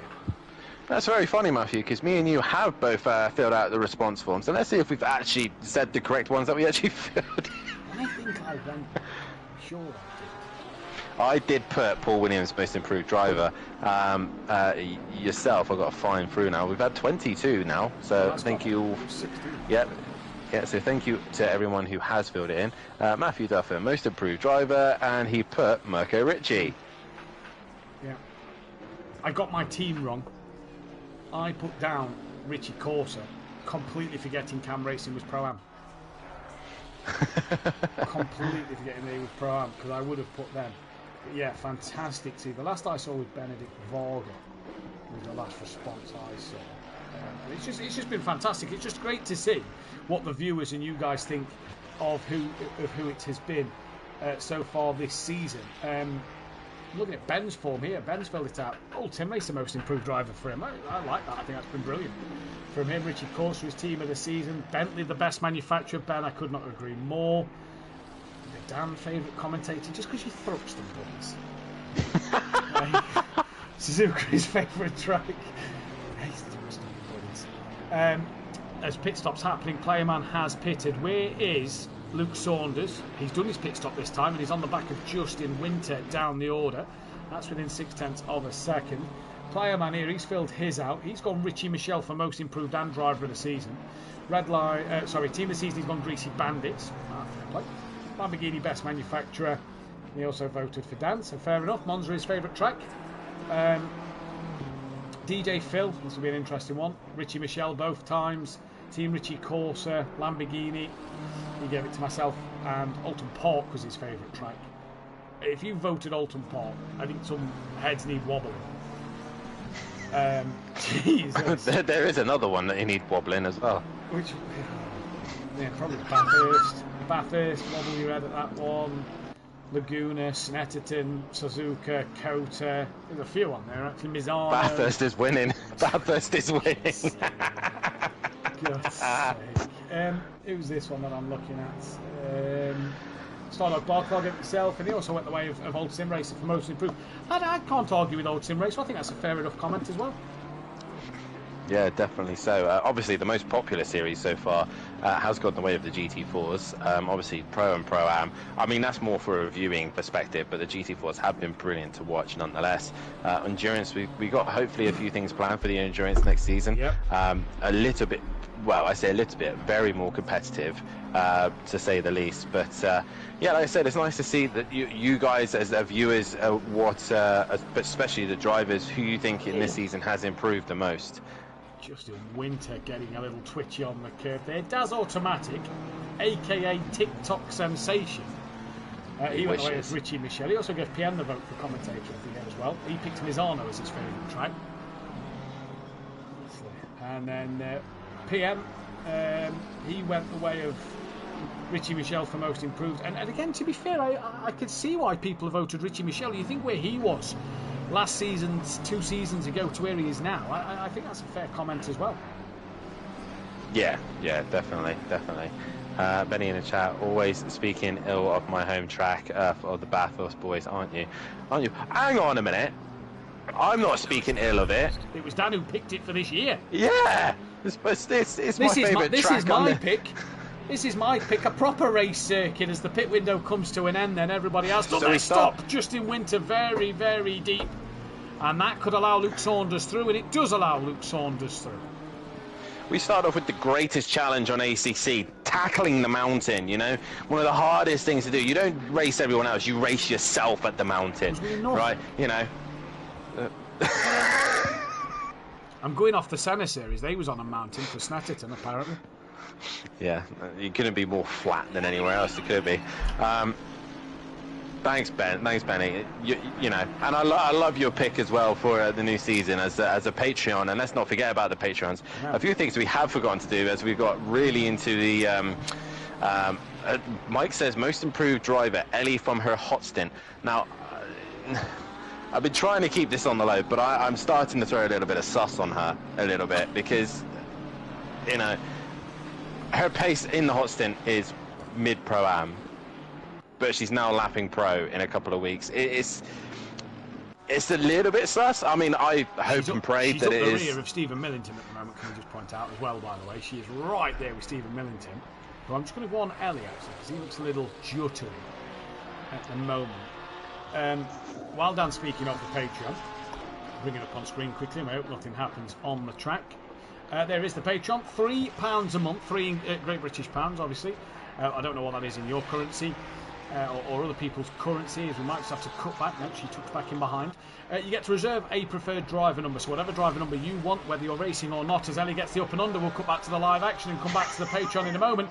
She gets the up and under, she's to the outside, down the SimPlay straight, towards the Fogarty S, as we've seen her do this move several times. Can't get clear, though, of Stephen Millington, and he pulls back in and away. Back to the Patreon then.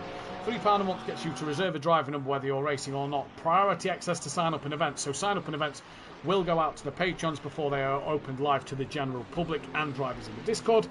You get a track suggestion towards future seasons. Pre-season promo image, obviously if you want one of your choice, and an auto share to your social media link, which has been fantastic. Back to the action we can go. One thing we have also forgot to mention for the final time, and I don't think it's going to, I think now's too late for you to order from Design Manchester for Christmas, but they are the producers of vinyl graphics, laser engraved gifts, mugs, printed clothing and much more, including SimPlay Motorsport merchandise. And what is currently being tested is track layout, so you could have that beautiful Donington Park layout cut out in some nice material ready to go onto your wall. Go over to their Facebook group, their Facebook page. Our link is in the description. As Ellie is all over the back of Millington, looking left, right, each way till Sunday, but cannot get past. Also, check out our other fantastic sponsor, Audio Sport, as Ellie's now got to run out of McLean's up towards Coppice. She comes again as that inside line. Little bit of contact with Stephen Millington. Off goes Millington. Round goes Millington. Ellie carries on her way. Job done for her, but a bit of contact through. As we'll drop back to Steve Becker, Paul Williams. These two have been inseparable tonight. Audio Sport, though, the manufacturers of the VW Transporter T4 audio solutions and styling products. Head over to www.audiosport.co.uk and also check out their Facebook group as well. There then. And this is going to be an interesting one to see. But yeah, join the SimGrid, join the Discord. Obviously, SimGrid will be the place to get your sign-ups in for next season. If you're new and fancy getting involved here, there is a job application. Luke Saunders has got a good run, on Justin Winter through up towards McLean's, and yeah, Luke Saunders ended up back behind Justin Winter, and Justin Winter under some more pressure once again. If you do want to get involved, there is a job application form on the Discord server if you'd like to be commentator, steward, anything you think you can do to help improve at SimPlay Motorsport, and do so, as Michael's on the back of DJ Phil. SimGrid will be the place for sign-ups, and it'll force you to join the Discord. Obviously, you'll have to then go through your hot stint, but we are trying out a new sign-up process for next season, which will just kind of give a bit more responsibility to the drivers and a bit less, a bit less on us admins chasing drivers for cars and things like that. Obviously, we will still want your liveries so that John Goodey can keep doing the fantastic reverse grid clips that we get. Drive through for Michael as he goes through the chicane, just gets it on the battle with DJ Phil, so he'll probably serve that straight away. We'll go back to Luke Saunders and Justin Winter. But great to see, Dan. We've had returning faces like Luke Saunders as well this season, obviously part of the Flying Potatoes team of seasons gone by, our AM champion of a few seasons ago as well. It's a bit of a wiggle out of turn one. Yeah, nice to see him come back. It looks like he's just starting to struggle with the BMW towards the later end of the season. Maybe, hopefully, we might see him return back in it. What has been Justin Winter, another Larry moment there. What car of the season? Obviously, this is the first season we've introduced Bob. What car for you, whether if it's Pro or Pro-Am, that's really shocked you the most? What's been the one car that the Nissan? Yeah. Oh my God, Luke Saunders! Yeah, very tit for tat here between these two at the moment. coming through Coppice there. Yeah, I'm going to say the Nissan. I think the McLaren hasn't been as strong as I maybe expected. I think the Bop has massively... Oh, Luke Saunders nearly into the back of Justin Winter at the Fogger TSs. I don't think the McLaren's been as strong as we've seen it in the past, obviously since adding the Bop, but I think the Nissan's been the surprise package. Fair enough. I think for me, you'd have thought the Bop would have introduced the chances for the Mercedes-Benz to be a little bit more competitive, and it's not been as competitive as we thought it may have been, especially not just in the Pro-Am, but in the Pro as well. For me, if anything, the Ferrari's been the dominant car this season. There's a lot of Ferraris on track, but it's been pretty much one of the cars, if not the car that's always been at the front.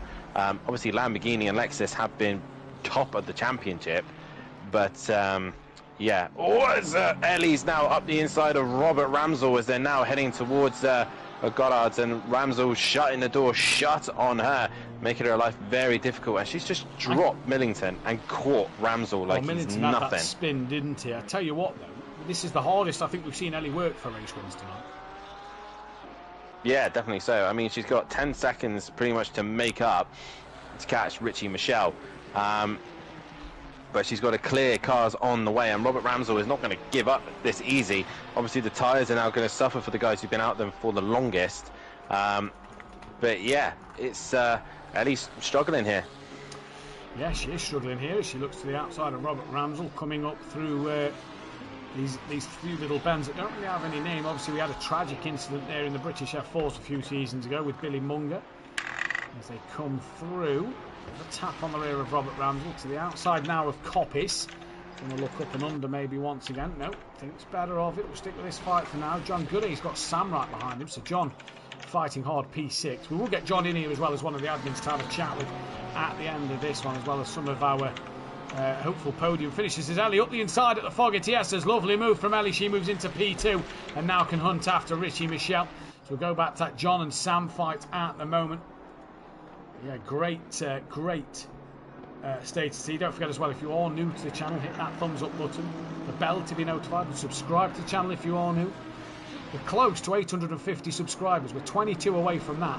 The goal is next year. I think by the end of next year we want to be at 1,000 subscribers. I think we could smash that by July. Personally, I think we can get there easy. I think the channel is growing so much more. Also, if you are on the Discord, make sure you use the suggestion feedback for anything you'd like to see added, changed, rules looked at, formats, whatever it may be. Put a suggestion in and it will be discussed in the admin meeting in the new year. As John Gooday goes deep at Melbourne hairpin, and that's going to allow Sam up the inside, and that's a good move from Sam. I think John's actually managed to come out of that side by side still with Sam, and is he still alongside enough? He is. And Sam now goes deep at Goddard's to allow John to have that inside line back. John can't get as good an exit because Sam's there.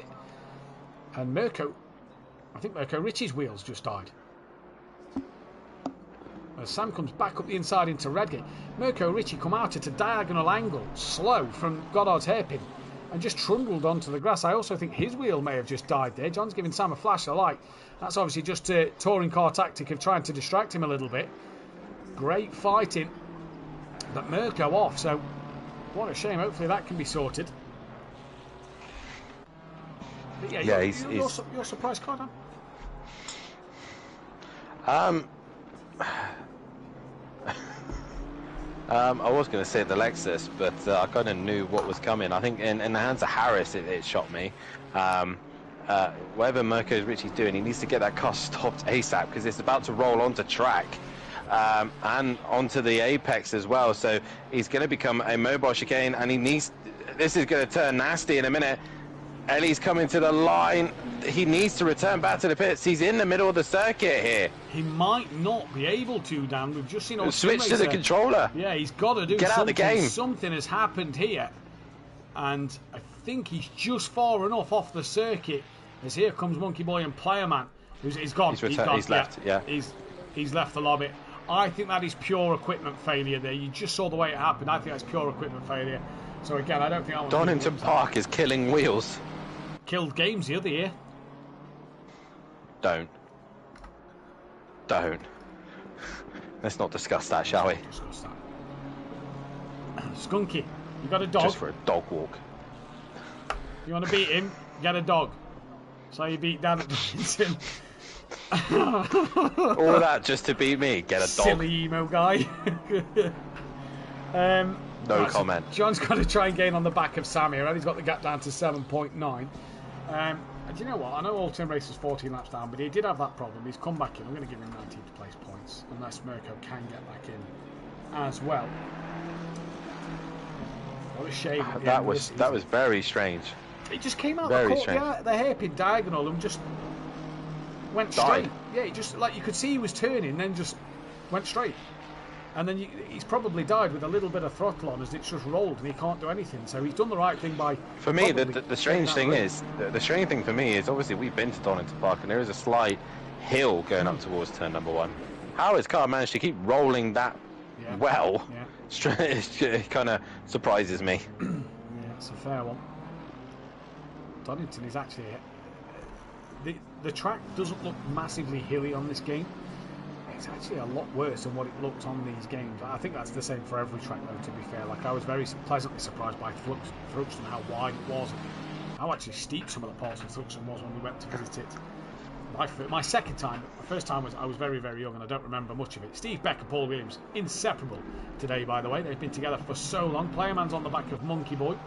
So there's a change for 17th and 18th. Monkey Boy 16 seconds off the back of Michael. Luke Saunders trying to get back onto the rear of Justin Winter. He's very close to Justin Winter.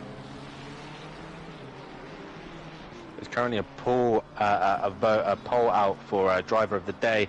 Obviously, I'm going to do it relatively early this time around because we're going to do driver of the season. I think that's going to be obvious. I've got mine today. I think he's been brilliant today. Well, driver of the day? Yeah. I think I know where you're going. He's a boss, isn't he? Yeah. I think it's hard to look at him or Sam. I think for me, John or Sam for me is driver of the day, and just for the second place, I think I'm going to give it John because I think he's been brilliant. Robert Ramsell deserves a shout out because he's been very consistent tonight as well. Yeah. Robert Smith stayed under the radar in race 1, and again, same here again. He's just been under the radar, not really making any mistakes or errors. I've just thought, I wonder what car Rob Smith's going to be in next year. We know what Rob Smith did. He told us earlier in the season. He spins a wheel of names, and I don't know if it's whatever's left or what the first one is out of the hat, but he picks a car out to hat, and that's what he drives for the season. He's been in an old Ferrari 488. Hats off to him this season. Props to him. I say to this, maybe that could be car of the season.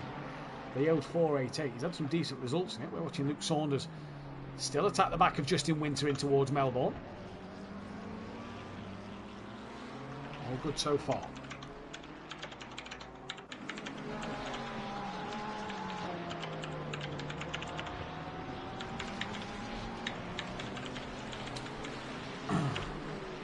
Interesting night though at Donington Park. Remember, tomorrow night is the final race of the season in the Pro Series. Championships all done there as well. Myself and Phil Raiden will be bringing you the commentary there for the final time of the season. Obviously we'll get a word from Dan and Mike at the end as well.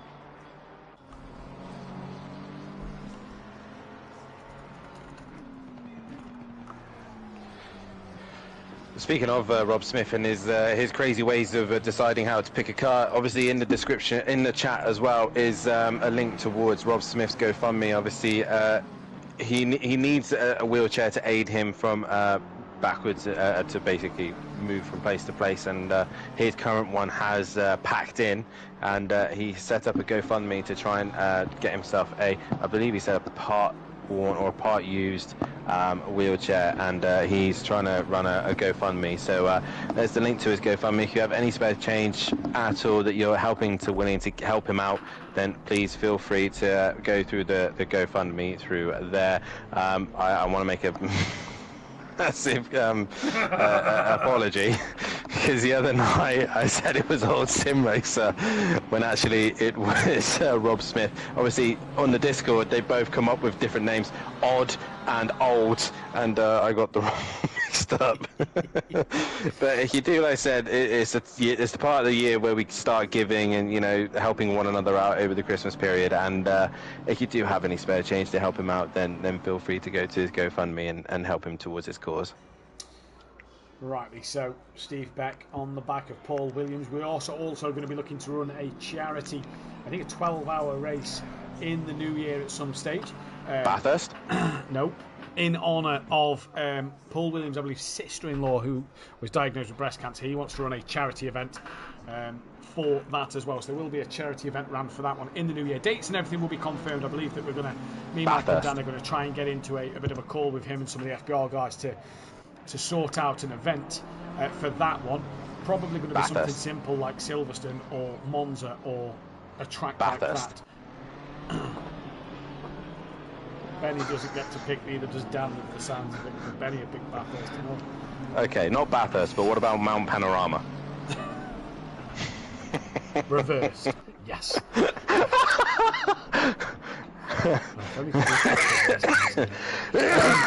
Ellie's down to 2.7 on the back of Richie Michelle now. He said, I'd rather do Bathurst. For an endurance race, I'd do the Nordschleife. No, I'd still rather do Bathurst. Mirko Ritchie's got back in. So that's great to see. Hopefully he's going to be able to try and come back in. So that'll put Old Sim Racer down to 20th. And seeing as Mirko has got back in, that'll be 19th place for him. He has a couple of laps down. They're not classed as retirements. They've had problems. They've got back in. I fully respect that from the pair of them. Some stupid comment in the chat now. Keep fighting enough for it, Dan. We may get it. I don't think so somehow, not for a 12. We've just done a 4-hour race there. There was a lot of cars missing, but that was fun, to be fair. See, you enjoyed it. You enjoyed Bathurst, didn't you? It's hard not to. I got two second places and 2 race wins there this season, technically. So the problem with the Nordschleife is, the problem with the 12-hour event at Nordschleife and Bathurst is how many people would retire.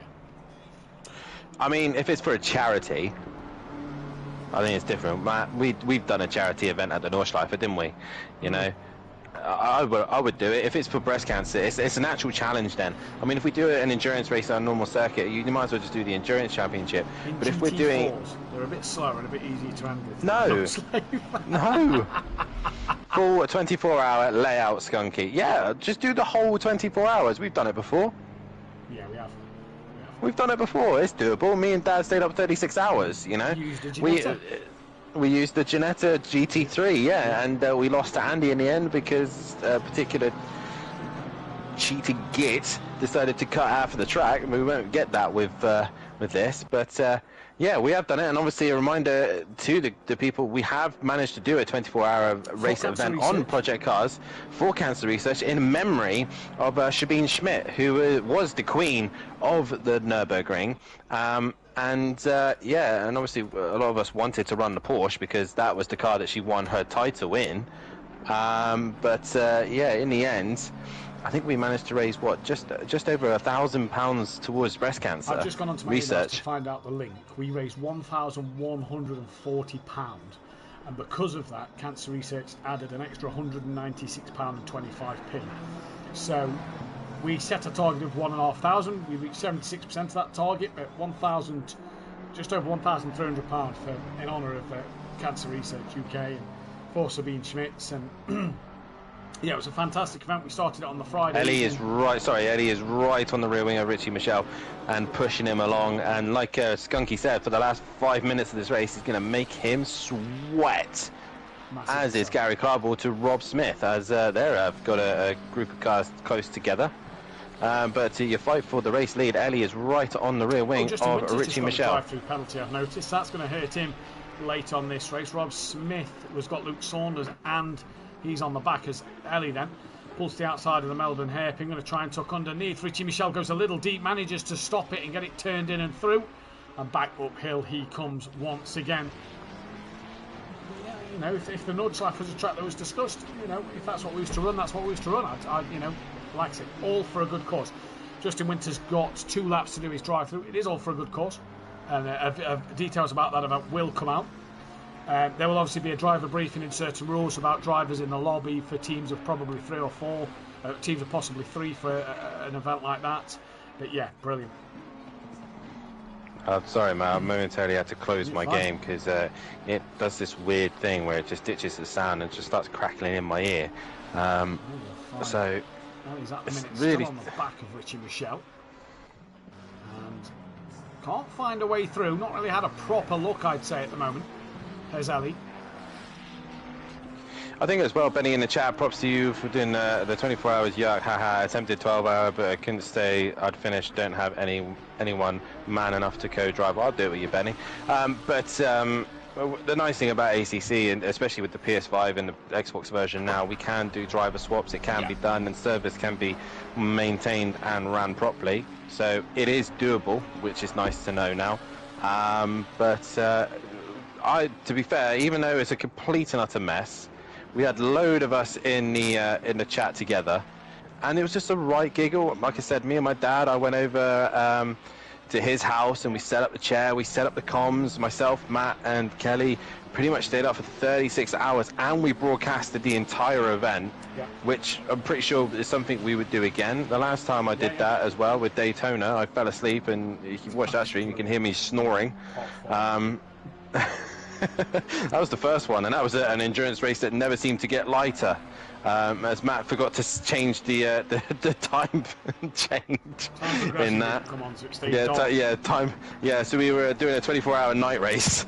A few of us put the AI in that night, and even I managed to get a couple of hours kit during that night. My partner at the time managed to do the cameras, but without comms, so he still got broadcast a little bit. But Ellie's really pushing the back of face here. But like we say, we could even set up a team of drivers, team of commentators for 12 hour. It's not going to be too difficult, so it could be, you know, fantastically ran. We look forward to speaking to Paul Williams and some of the FBR boys to sort that event out in the new year and in the coming future. It's got to be the Nordschleife. I mean, Matt, you know my opinions on the Nordschleife. I mean, I detest it. I think it's, you know, back in the day, you know, whatever, okay, cool, whatever. And I think it's a great, you know, track for people to see how ballsy they are in their own cars. But to do an event on, I think it's the most outdated and most stupid circuit in the entire world. I think it's like Smithy says there, though, Dan, is you're racing the track in yourself, not the other cars. And that's why it's perfect for an endurance race, because over time that will sort itself out while you battle yourself in the track. Exactly, yeah, and that's the challenge of the Green Forest. It's or the Hell, the Green Hell. I think it's the Green Hell. Yeah. I think that's the challenge of it. I think if we're going to do a charity event and we want to get serious interest in it and try and raise some serious money, we have to do the Nordschleife and we have to do 24 hours. Let's do this properly. If we're going to do it for breast cancer research, let's do it again. Let's do GT3s around the Nordschleife. Maybe open it up. Maybe let's have GT3s and GT4s. Let's make it interesting. Oh, well, he's having a look here, Dan. Sorry, as he's coming around the outside of these couple of left-hand kinks. Has she got enough of a run and momentum up towards McLean? She has indeed. And with a minute 29 left on the clock, Ellie takes the lead of this race. Already goes on the defensive to Richie Michelle, who comes into Coppice now. And there'll be one lap left after this. And Richie Michelle gets a little slide out of the exit of Coppice and down the straight. And Mathew saying, obviously in response to me running Daytona in the dark, he ran a Spa 2 hours 40 on time progression 2.5. So we actually ran 2 days of Spa in 2 hours 40 minutes. Dynamic weather. Are you crazy, Skunky? I'd be well up for that. 100%. You said you didn't want to do the Nordschleife, and now you just want to make it a death trap. Oh no, but I mean, you know, if you're going to do it properly, you know, we've got that option to do the weather now. I 100% agree with that. I think we should stick a BMW M2 out there as well as a safety car. Again, do you know what? I'd be well up for that. Leaders on final lap. To be hard to police, but I'd be well up for that. Leader starts the final lap. Rain starts coming in heavy. Rain starts coming in heavy. Conditions needing to put wet tyres on. Safety car comes out. Backs the pack up. Let's get somebody to paint the car grey. You can snooze when you're not driving, sunshine. Look, we'll speak with Paul Williams, we'll speak with the guys as Monkey Boy now gets to drive through. Right, good. That continues the form. Every time Monkey Boy has driven Donington Park on ACC, he's always got to drive through penalty. That adds to that list. I wasn't wishing for it, but seeing as he had a poor race too, I was kind of hoping for it a little more. Ellie, though, has done the job. She's had to fight for these race wins tonight. She's got the fastest lap. She's got 4 corners left to go to win this race. Ellie could be a serious contender in Pro next season. And what a chance for her to prove her worth in that Pro category. She goes through the Fogarty S's. She comes towards... I love the aeroplanes landing in the background at East Midlands, although it's the wrong way around because normally they're taking off from East Midlands Airport, not landing over the circuit. Ellie's the Dan Davies of Pro-Am. I can agree with that comment. She comes into Goddard's now. What, you mean she does no testing, tests on the day and whacks out some really quick lap times. Ellie comes round the final corner, and for the final time, Ellie will take the checkered flag. Richie Michelle will be P2. Great drive from the champion. Robert Ramsell is going to come home for a P3. As Monkey Boy's probably going to finish 18, but Robert Ramsell, what a season it's been for him. Him and Steve Millington, great championship. Robert Ramsell third. Steve Millington into the final couple of corners now.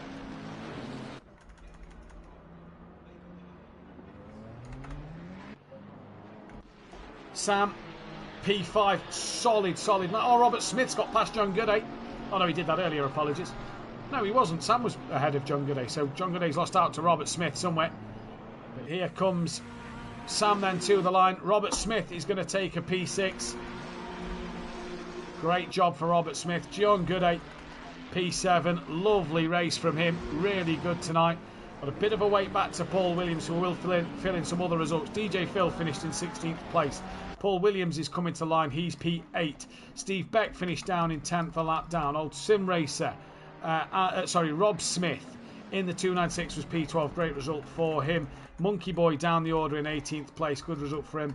Darren Bell didn't come back into the lobby. Luke Saunders crossed the line in P14. Gary Clawbell crossed the line P11. Lando Norris didn't turn up tonight. Michael crossed the line P15 as Paul Williams comes across the line now. Playerman crossed the line P17. Jamie crossed the line P9. Go on board a minute with the they've stopped now. The greasy bandits are running down the hill together. I love this part at the end of the season. I love seeing the donuts and celebrations. Yeah. You see it in Formula One. I know a lot of people don't like seeing donuts, and the Cam Racing boys, they're doing a celebration-y run right now. I love it. I love this bit of the season, you know. It's fantastic, and this is what makes the season, really, isn't it? And it really is, you know, fantastic in its own way. We are going to head, though, into the Discord party to get some interviews underway, so we'll be back in a minute.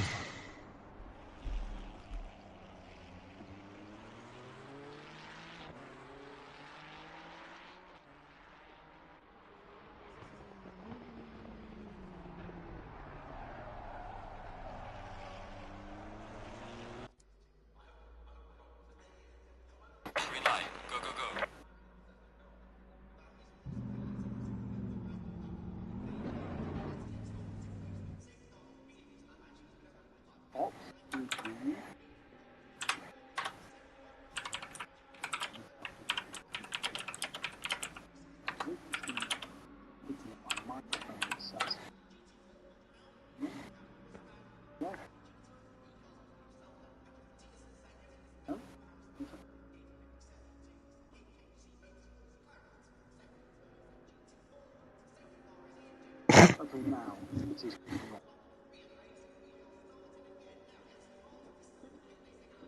record.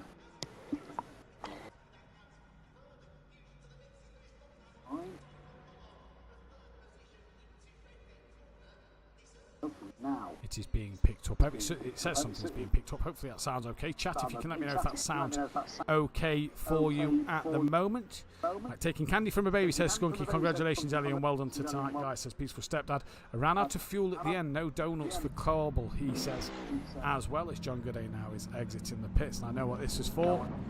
He's coming through to just do a bit of a formation run while the server's been reset, just in honour of his friend, and I believe we can pull John into the chats. Just waiting for somebody to confirm in the Discord, on the YouTube chat, sorry, whether the sound is okay. As we have got Dan in the comms, but we will be pulling John Gooday in. Dan, you can hear me fine, loud and clear? I can hear you in the chat. I can't. I'm just now getting. Beautiful. So yeah, we can hear you. Yep, brilliant. Okay, so everybody can be here. We're going to pull John in. Oh, no, John has just gone. So hopefully John is listening to the stream and comes in as the Greasy Bandits boys are running, or flying the flag, should I say, at the moment. Let me drag John in this way. No, can we invite John in? No. So John needs to join us as he's giving us a flash of the lights. But Dan, sum up tonight, sum up the end of this season for us. Well, Donington race 1 brought us a lot of drama and a lot of absolute chaos and kind of drama that I was not really expecting to happen. But Donington Park once again gives us a great end to the season as always. And season-wise, it's just been a man who's been on the charge after Max Mulder and Tim absolutely destroying it the previous season. Richie Michelle takes up that mental piece and ends up destroying this season. So who is next in the Pro-Am to take on that title? Obviously, usually the way things work, the Pro-Am champion has to be promoted up into Pro. And yeah, we'll see what happens next season out. But it's been a great season nonetheless. It has been brilliant to watch from start to end. And already counting down Christmas and New Year so that we can get things back underway on the 4th, 5th and 6th of February next year, which has been confirmed by the admin team. We will get all of our SimGrid and Discord sorted and ready for everyone to get ready in the new year. But yeah, been brilliant nonetheless. It has been indeed. And one thing we will be doing as a little Christmas New Year treat to you all is I think the poll ends for the fan vote in the Discord for a track selection.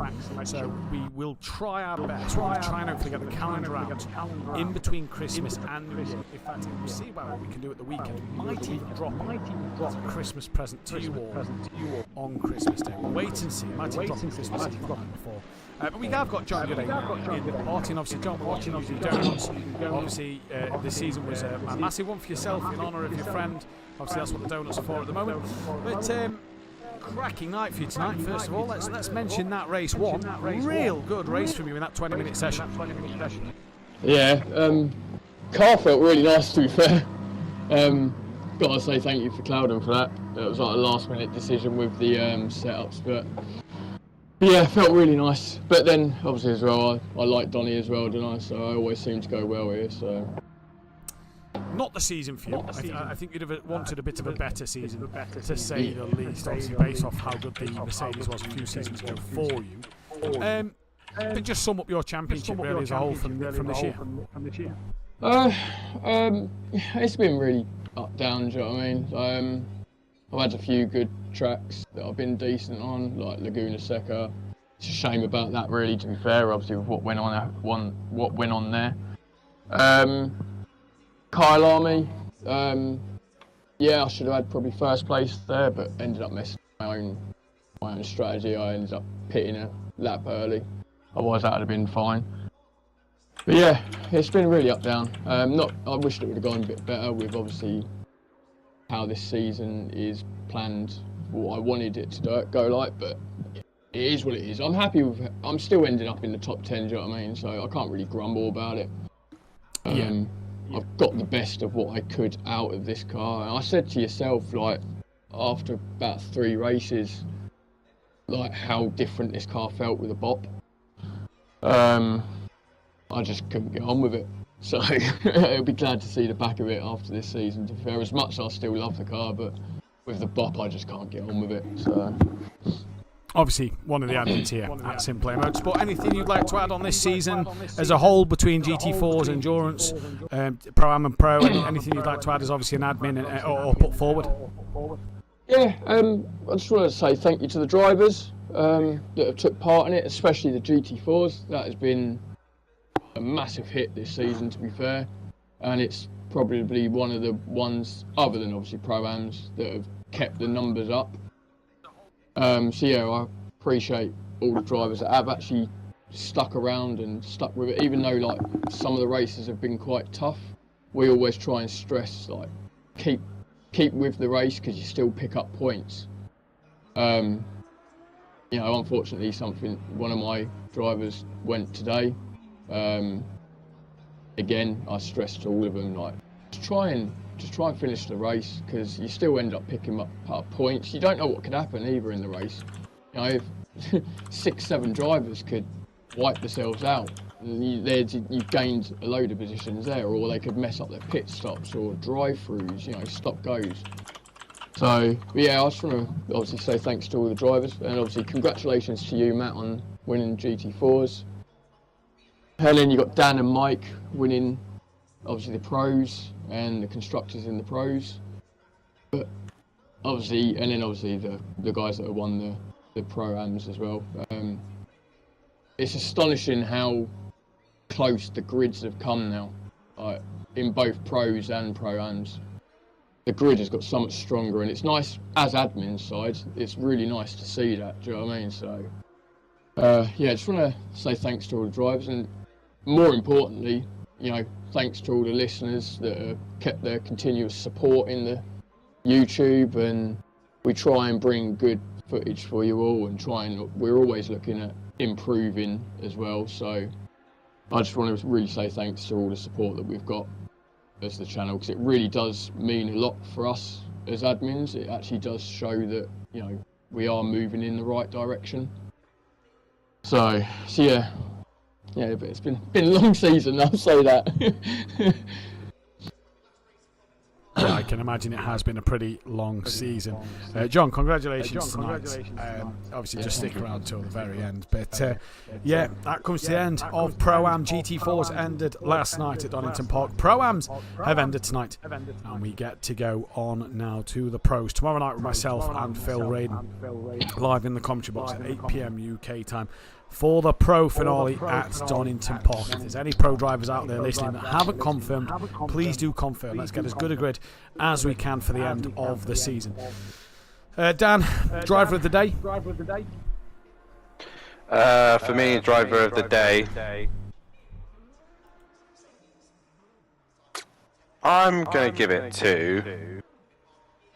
to John tonight.